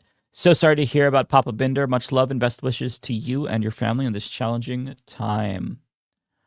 Fuggy sends 5 to me, saying to both you guys, there is a new David Cross routine on YouTube. Really, really good. I know. I've got to watch that. I haven't seen it yet. Have you seen that? No, now I'm like, sweet, something to add to the list. I love David Cross. I've seen him live. Oh, you have? Oh, I'm jealous. His last special was so fucking funny. It was sometime during like the start of COVID that I watched it, and I was just cracking up. Yeah, he was really funny. He came to Vancouver, and it's a very interesting lane. He kind of does like edgy woke comedy is the best way I could describe it. Like there was times when it was like, you're leaning pretty heavy into old stereotypes, but the end goal and the punchline is punching up when you get there. Right. So you might be like going down the road of like, that's when I went to the massage parlor where I got the Asian massage or something like that. And you're like, okay, where's he going with this? And then by the end of it, it's like, oh, okay. And he's making fun of Trump or something like that. Right. Yeah. Like, it didn't. Yeah. So he was really funny. He's the one comedian that I wouldn't want to throw in a gulag these days. The only one. Wow. Maybe there's others that I'm not thinking of. Like the big comedians, that is. I mean, smaller comedians are fucking crushing it, of course, but the one big one that I still have not been. I'll spare Josh Johnson. I think he's really funny, and he's crushing. Oh, I do love Josh Johnson. Yeah, and I do like Desi Lydic as well, and the other guy from Daily Show, Ronnie Chang. He's funny as fuck, actually. I saw him and Hassan Minhaj together with my partner. Really? They did a battle where they were basically just battling each other the entire time. It was Ronnie Chang versus Hassan Minhaj. And the wildest thing about it was that it was so much racist humor. And 3/4 of the special was like just watching how awkward white people in the audience didn't know if they were allowed to laugh at this joke. And in the very front of the stage, I don't know if these were VIP tickets you could pay for, but you had seats that were actually on stage. So you would be like facing the other audience on the stage of the show, and there was like, obviously it was a very like, Vancouver's very multi-ethnic mixed race crowd, but all the white people on the bleachers or whatever, they always were just like squirming and then like twisting, like because they're like, I guess they were also thinking like, I'm on camera right now, if I laugh at this, am I a racist? Like, oh, that's hilarious. That part was really funny. Thank you for that, Fuggy. The next one is from Calibrating member chats, Matt. I'm so sorry for your loss, Matt. Your dad was a lovely man. It's so nice that people in the community got to know Matt's dad because he was also a member of the community. I think that's so awesome. Ice Cream sends $10 to Matt. My deepest condolences to the Binder family for their loss. Thank you so much. Looney Tunes sends $2. Rip to Pops Binder. Thank you, Looney Tunes. V-Man sends $20 to me. Thank you, V-Man. Asking to answer why Americans don't rise up against this oppressive system. When a people don't know how to be free, they are pleased to be slaves. They curse their liberator and kiss the whips of their masters. Gregorio Luporn. That's a great quote. That's a really great quote. Thanks for the insight, V-Man. I think you're starting to see the cracks starting to form, like in the amount of warehouses that have burnt down in the last little while, right? Like those are crimes of people saying they're doing it. Specifically, I think in almost every instance, it's been like because they didn't pay us a living wage, kind of stuff, right? Like that's the early stages of people just going beyond their limit. They got to the breaking point. Yeah, there's a rising sentiment of like, the system isn't working, voting doesn't work, protesting doesn't work, I'm ready to burn it down, I'm ready for a revolution. And like that doesn't necessarily mean that there's going to be some socialist revolution, but it's a sign that, like you were saying, Lance, like people are reaching their breaking point. And if you like, it may seem insignificant, but it's actually very significant. Like all political science research on revolutions and regime changes, there always has to be a revolutionary fervor in the country for like a significant change, for like either a revolution or for somebody who's been in power forever or some dictator to be forced out. And you unquestionably see the revolutionary fervor, and even so many oligarchs are admitting like, hey man, like there might be pitchforks for us soon. So that gives me hope. That doesn't necessarily mean that there's going to be change, but it's nice to see that people are aware. Like I guess it's not nice to see people so disillusioned that they want to like rise up and overthrow the system, but just like this collective anger and rage towards the system is actually really encouraging to see, because Americans have just been like distracted, bread and circus, Netflix, video games, yada yada yada. But now you really see that like this is only going in one direction. So if the government doesn't address this in a really meaningful way, it's only gonna, like, the sentiment's only gonna spread. Looney Tunes, thanks for the $5. Someone explained to me why RFK Jr. testified twice in one damn day. I think it's because they just wanted to hear the sound of his beautiful voice. That'd be my guess. Don't we all? Kenzie, thank you for being a member for 34 months. That's a very long time. Rory Gibson sent another gifted. Let me write that down. Rory, thank you so much. That's 2 gifteds from Rory. Who's next here? Troy Mason, $5 for Binder. Condolences to you, Matt, and the rest of your family. ABS says, give Binder my condolences. Also, are you excited for Pragmata being released tomorrow? I'll probably pass on Pragmata. Maybe I'll pick it up on a sale. It doesn't really speak to me, but I hope people enjoy it. I heard that it's pretty good. I started playing Doom: The Dark Ages. It's fun. Good metal. Oh, nice. Okay. Yeah. Those always have really good soundtracks. I haven't like played them, but I've listened to some of the soundtracks here and there, or like heard them. And yeah. I'm also trying Donkey Kong Tropical Freeze, the old Switch one, for the first time.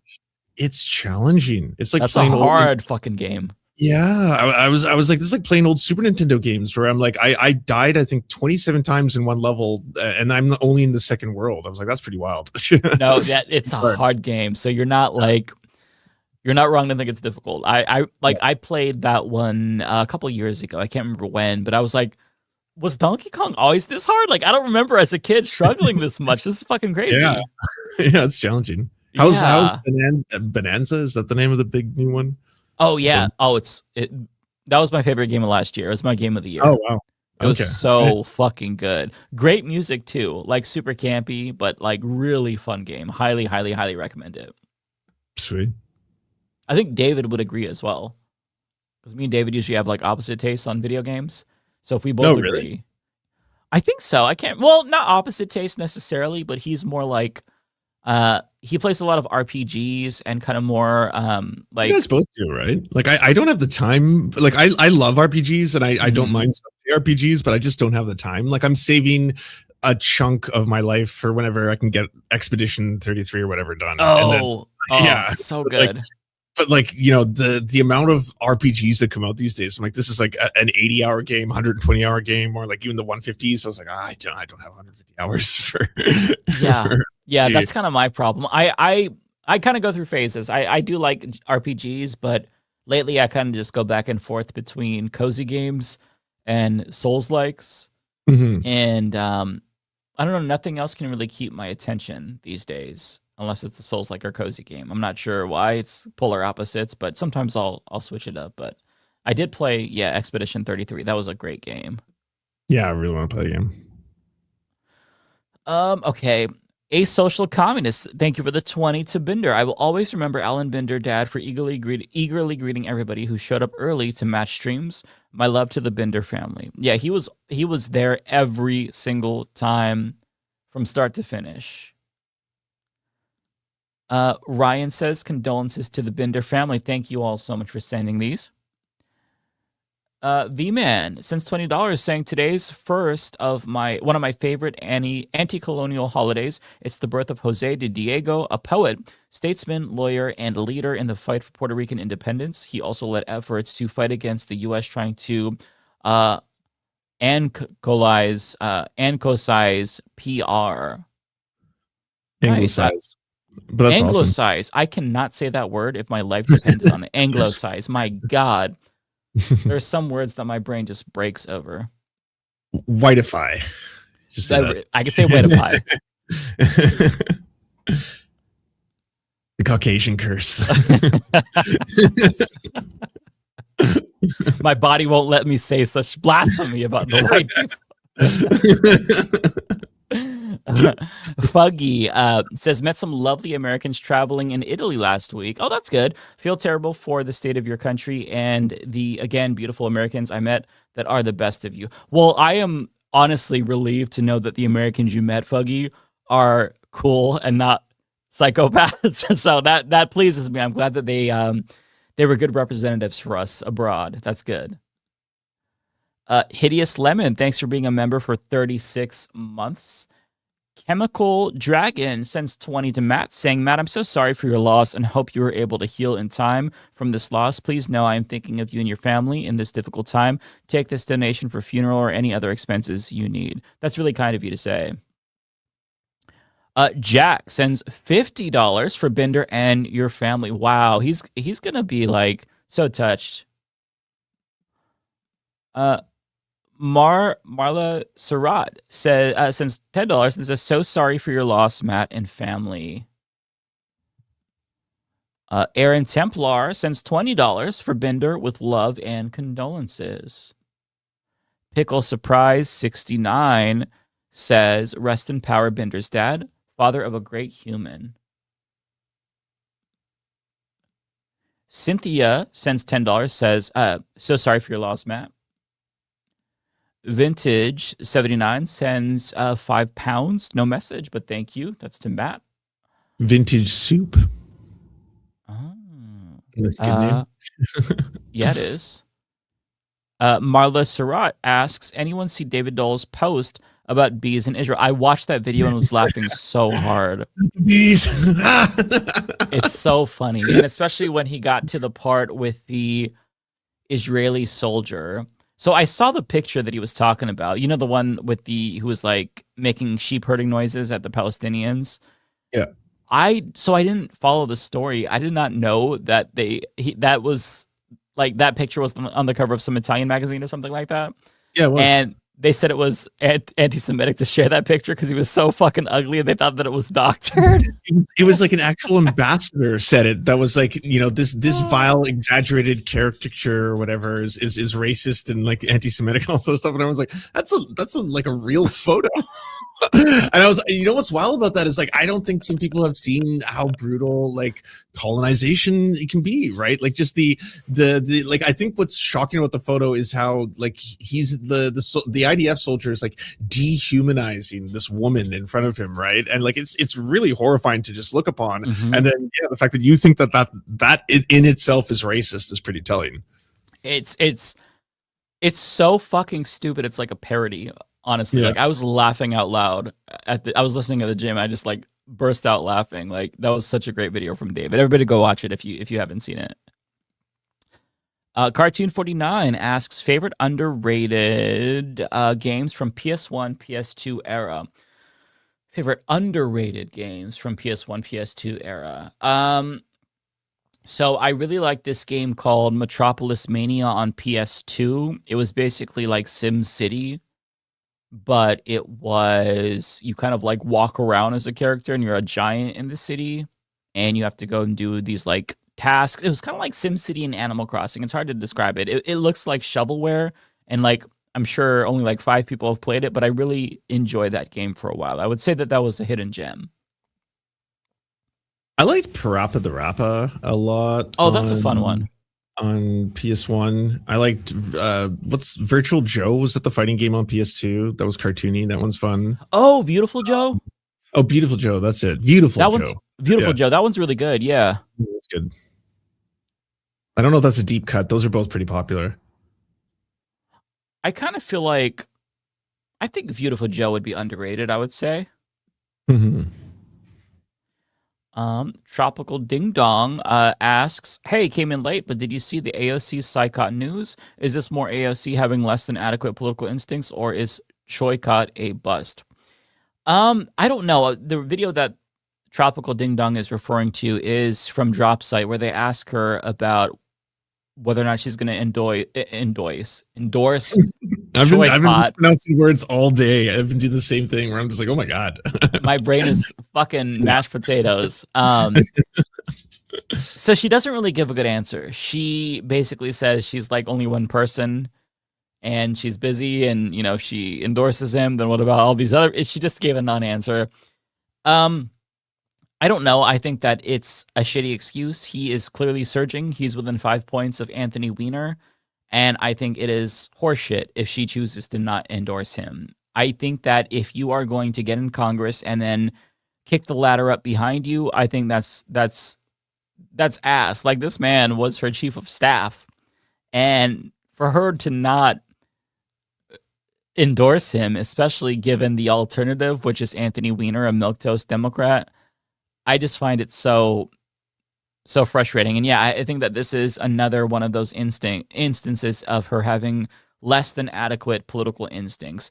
And it's not the first time that she's done this. You know, it's not just her. Also, Mamdani, again, they didn't want to endorse Chaya Ose against, Hakeem Jeffries.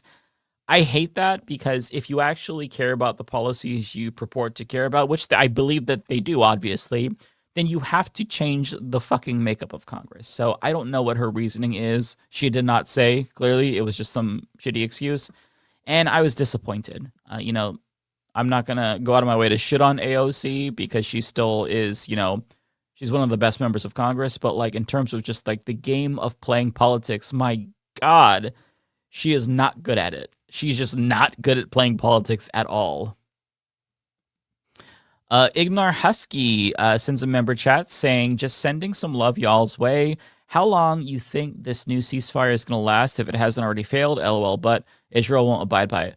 Yeah, so referring to the Israel-Lebanon ceasefire, I don't think it's going to last at all. What do you think, Lance? I mean, can Israel ever stop massacring civilians for an hour, let alone a 24-hour period, let alone 10 days? They get withdrawals if they don't kill people within every hour. I think it's right now, like, no joke. It's supposed to be a school classroom full of children is killed by Israel every day. Jesus Christ. Yeah, that's the official, I think, like UNICEF figures. So, I mean, it would be amazing and incredible if they could get that 10-day ceasefire, and if they could then leverage it into something greater. And it would also be a pretty huge flex for Iran. I love that. So the timeline, if I'm getting this correct, is that there's initial ceasefire agreed upon. And then in that ceasefire is that, it includes Israel trying to just massacre every civilian in Lebanon. And then Israel's like, what? Did you say more massacres? And then just like ramp shit up, and then just went super bloodthirsty. And then immediately Iran's like, oh, okay, well, yeah, that's called a ceasefire violation. And they're the only country, I guess, ever in history to hold Israel accountable. Right. And then they're like, so the Strait of Hormuz is still closed. And then Trump in response is like, oh, you close the Strait of Hormuz? I close the Strait of Hormuz. And then he did his own barricade of the Strait of Hormuz. I was like, so there's two blockades now? Like, how? And then I was like, so he did his second blockade, so he can now flex that he's the reason why the blockade is being open. So he can be like, oh, well, I eased that other blockade or something like that. I'm lost. But so now 10 days apparently has been achieved. So yeah, we have very smart leadership, if you couldn't already tell. I will say the one silver lining out of this is for the first time ever, I've enjoyed AI.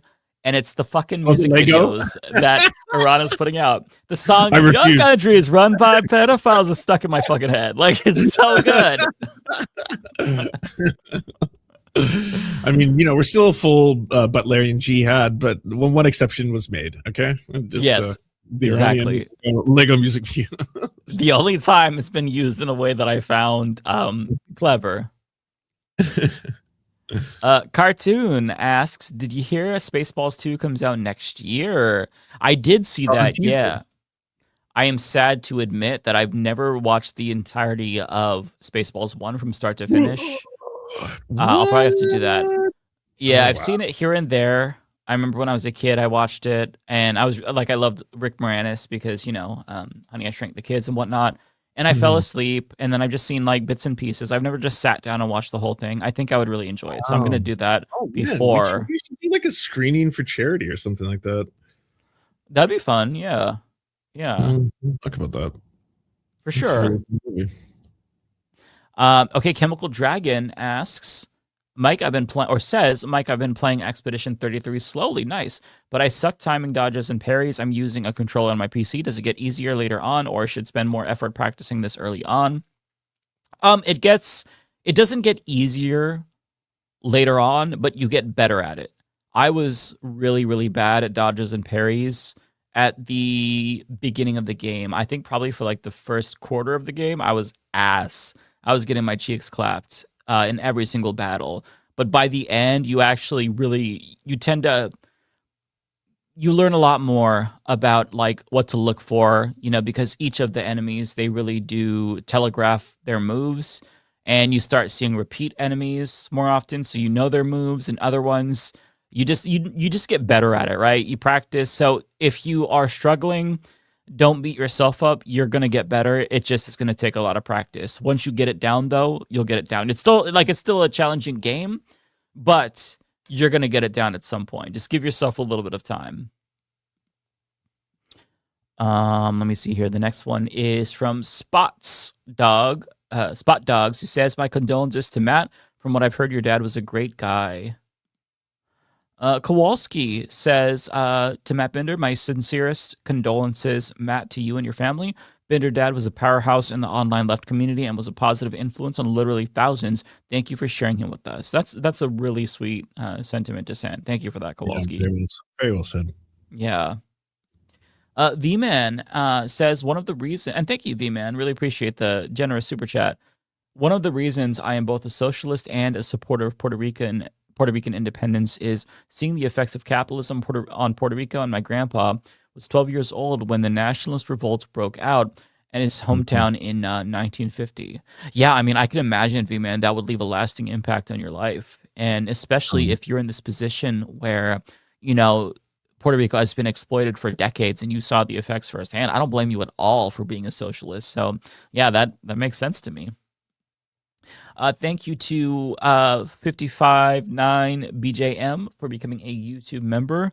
And last but not least, V-Man says, "I can't say for certain if my grandpa was there since he has dementia, but when I ask about what happened in Peñuelas in October of 1950, he begins to cry." Oh, wow, that's sad. That's sad. Well, that is the last super chat. Did you have anything else, Lance, that you needed to read off? Oh, you're muted. Sorry, can you hear me now? Yes. Just Pickle Surprise, thank you so much for the $5.99, and also Gator Highlights S4, thank you so much for the $10 in a Benny Johnson voice. Another thing, I'm not gay. Please don't put in the newspaper that I am gay. Appreciate it.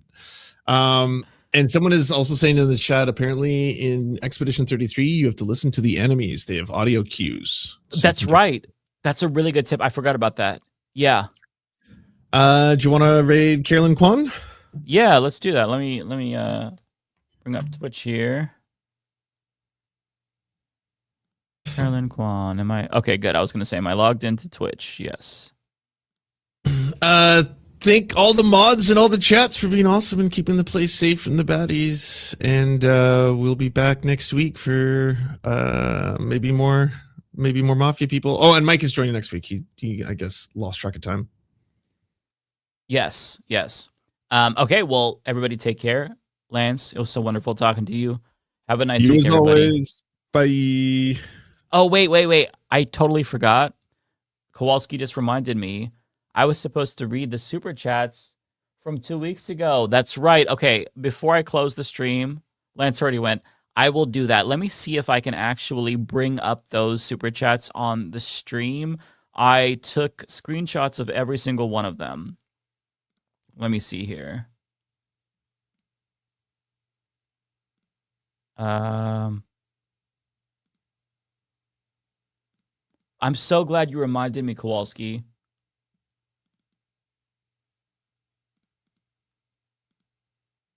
Okay, it's not going to actually let me share that, which sucks. Oh, wait. No, maybe I can. Give me a second.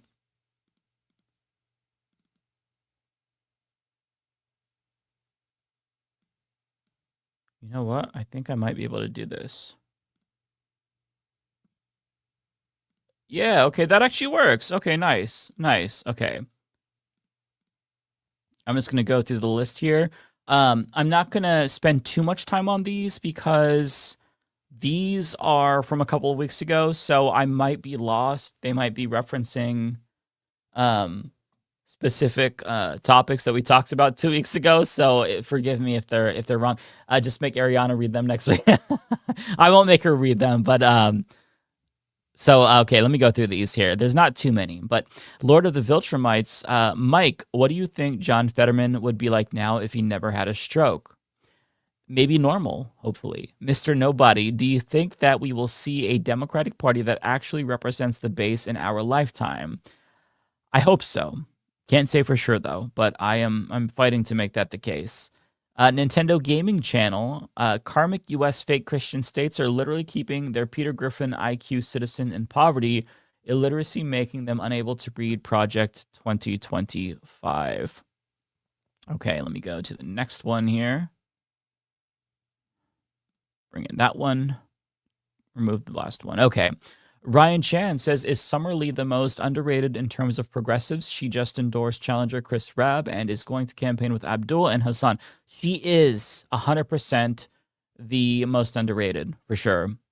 Mr. Nobody, I am very concerned about California having a MAGA governor. Who do you think the best choice on the ballot is? And should more Democrats drop out? So, yeah, you could tell this is now a dated comment. I apologize for getting to it because Eric Swalwell is out and Tom Steyer is the clear favorite to win. He's not my favorite. I don't really have a favorite. They all kind of suck. But seems like it's going to be him. V-Man, I identify as Puerto Rican despite being born in New York because in Puerto Rico, because there is a saying, I'd be Puerto Rican if I was born on the moon. I love that. That's a beautiful sentiment. Okay, let me go to the next one. You know what? I should be deleting these screenshots as I... Well, actually, I don't want to end up deleting one I haven't read, so I'll just keep doing what I'm doing. Awesome to see Kevin Logan on here. I first found his content a decade ago when he did his excellent Descent of Manosphere series. Sir Gerbil says Canada had their very own hog trucker convoy. I remember that. V-Man says Throughway Politics has set the left back decades. Oh, Third Way. Yeah. No, I agree with you. We were probably talking about Hassan that week, I would imagine. Next one is Cosmere Dragon says, John Idarola, host of Damage Report, insists we refer to former Congresswoman as just Marjorie Greene to not confuse her with the popular card game. I like that idea. That's smart. Anupam says, did you see Artemis 2 launch? It was so cool. I thought it was fucking awesome. I loved it. Not really Rachel Atwood. Oh, hey, Rachel. Nice to see you. I'm sorry I missed this. Much love to the Birmingham Rodents. Let's see. Next one here. I should have numbered these, but I'm doing okay at keeping track. A cartoon says, oh, hang on. Let me close. I got too many windows open. Give me 1 second. Cartoon says PS5 price went up. Back then, prices would decrease. I remember those days. Back in my day, game consoles would get cheaper. Octowolf says going to be in NYC at the end of May and beginning of June. Also, it can't stop playing Crimson Desert. It's super fun. I'm also playing Expedition 33. Another person playing Expedition 33. Cartoon says, thoughts on Vince Vaughn, comments calling out late night shows being too political, and did you hear of the NBA who got fired for being homophobic? So I actually, if I'm remembering correctly, we talked about this at the end of that episode. I can't remember. I feel like we talked about this. So maybe Cartoon sent this before we actually addressed this. I cannot speak coherently and competently about the NBA without anybody else here, as you all know. So I will not try to avoid embarrassing myself. Not really Rachel Atwood sends another chat. Wes was designed in a lab to make Pete seem normal. I think that's a reference to Wes Moore and Pete Buttigieg. V-Man says slogans must have sound policy behind them. In Puerto Rico, the Independence Party has the slogan Patria Nueva, New Homeland, but it backs with Medicare for all, ending tax incentives for outside. I love that. Also, V-Man says renationalizing the electrical grid, going all in on green energy, investing in infrastructure, bringing back the diaspora, reducing need on Fed funding by foster local industries and status assembly. I actually think that's awesome. I love that. Thanks for sharing that, V-Man. Is this the same one? No. Okay. Didn't read this one yet. V-Man says, as a democratic process to address the status issue. Okay, continuation of the other one. Thank you, V-Man. But why male models? Yeah, this is one of those where I have no idea what this was in reference to. I'm sorry, Tropical Ding Dong. I don't know if you remember either, but 2 weeks later, I don't remember. Another one from Tropical. Are you serious? I just told you that a moment ago. The above 2 super chats are to be read in Zoolander voice. Okay. I'm not going to read it in Zoolander voice, but I appreciate you, Tropical Ding Dong. Rachel Atwood says Azerbaijan, ethnically cleansed, an Armenian enclave. Someone with MR hired Sarah Palin on Cameo for FTV. No shit, I didn't see that. A Day and Forever. Mike, you, David, and Kyle have shaped my politics for 10 years, and I'm running for the South Carolina House. I can't promote my candidacy because I paid for this with my own money. Be back with Act Blue money and my name. So that's fucking incredible. That's so cool. I'm so sorry that I missed this when you announced this, but that's really cool. Definitely keep us up to date on this so we can follow your campaign. A Day and Forever. Okay, don't have too many more. Okay, same one, I think. Nope, okay. That's the same one. Let me bring in the next one. I think it's this one. Nope. No, I'm right. It is this one. Okay, so Tigwick sent $50 Canadian. Tigwick, thank you so much. Always sending in these big-ass super chats. I really appreciate you. Great discussion tonight with the folks from across the pond. That was a really fun episode. If you guys haven't seen the episode that we did with Kevin Logan and MTG, not so MTG.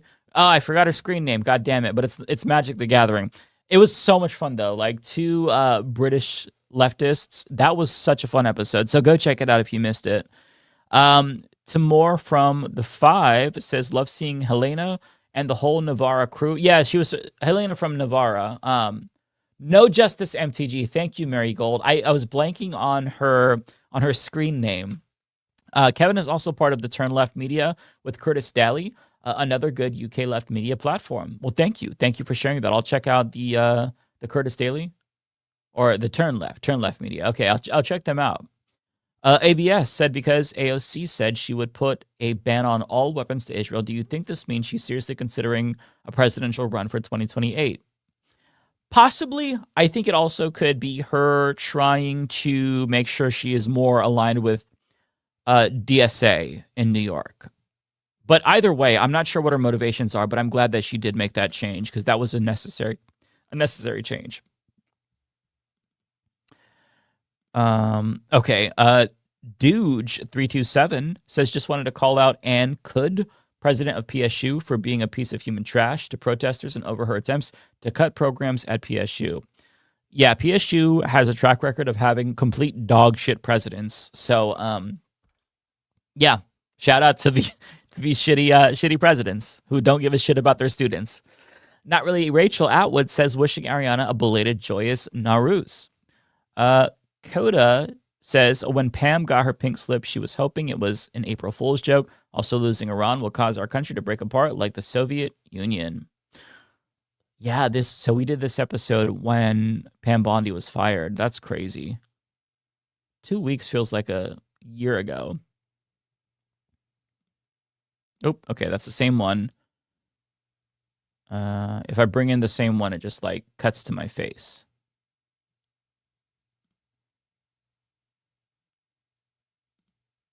Let me remove. Hang on, give me 1 second.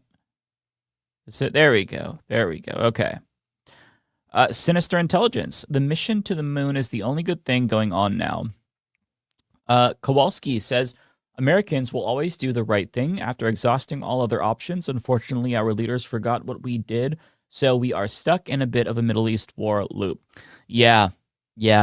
Old Man in Philly says, thanks for another great panel tonight. I hope your spring is awesome. Mine's going to be spent planning the wedding on 7-Eleven. If you're in Philly, hey, congratulations, Philly.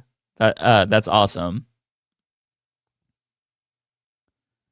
And this is the last block of screenshots that I have.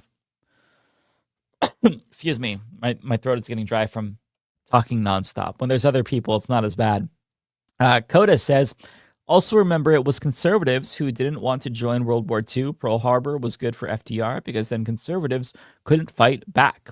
And Jones City says, Kevin, I remember when you and Sargon debated. Love ya. Oh, I didn't know that Kevin debated Sargon of Akkad. I want to watch that. Okay. That is the last of the super chats to my knowledge. We've got a couple more that came in. One from Kowalski and one from Matt. So Kowalski says, Mike, I appreciate your commitment to being the mature adult on Leftist Mafia. You are definitely the mom of the mob. We will get you a mug for Mother's Day. Thank you, Kowalski. I appreciate that. Parker says, this is the Binder. Sorry to hear about your loss, Matt Binder. Hope you see these super chats and look forward to your return. Take as much time as you need. Take care. Okay, folks, that does it. I'm going to wrap it up right there. Kowalski always coming in with the jokes. You all take care. I'm so sorry. I almost forgot. Again, thank you to Kowalski for reminding me to read those super chats. But you all have a wonderful day, and we'll all see you next Thursday.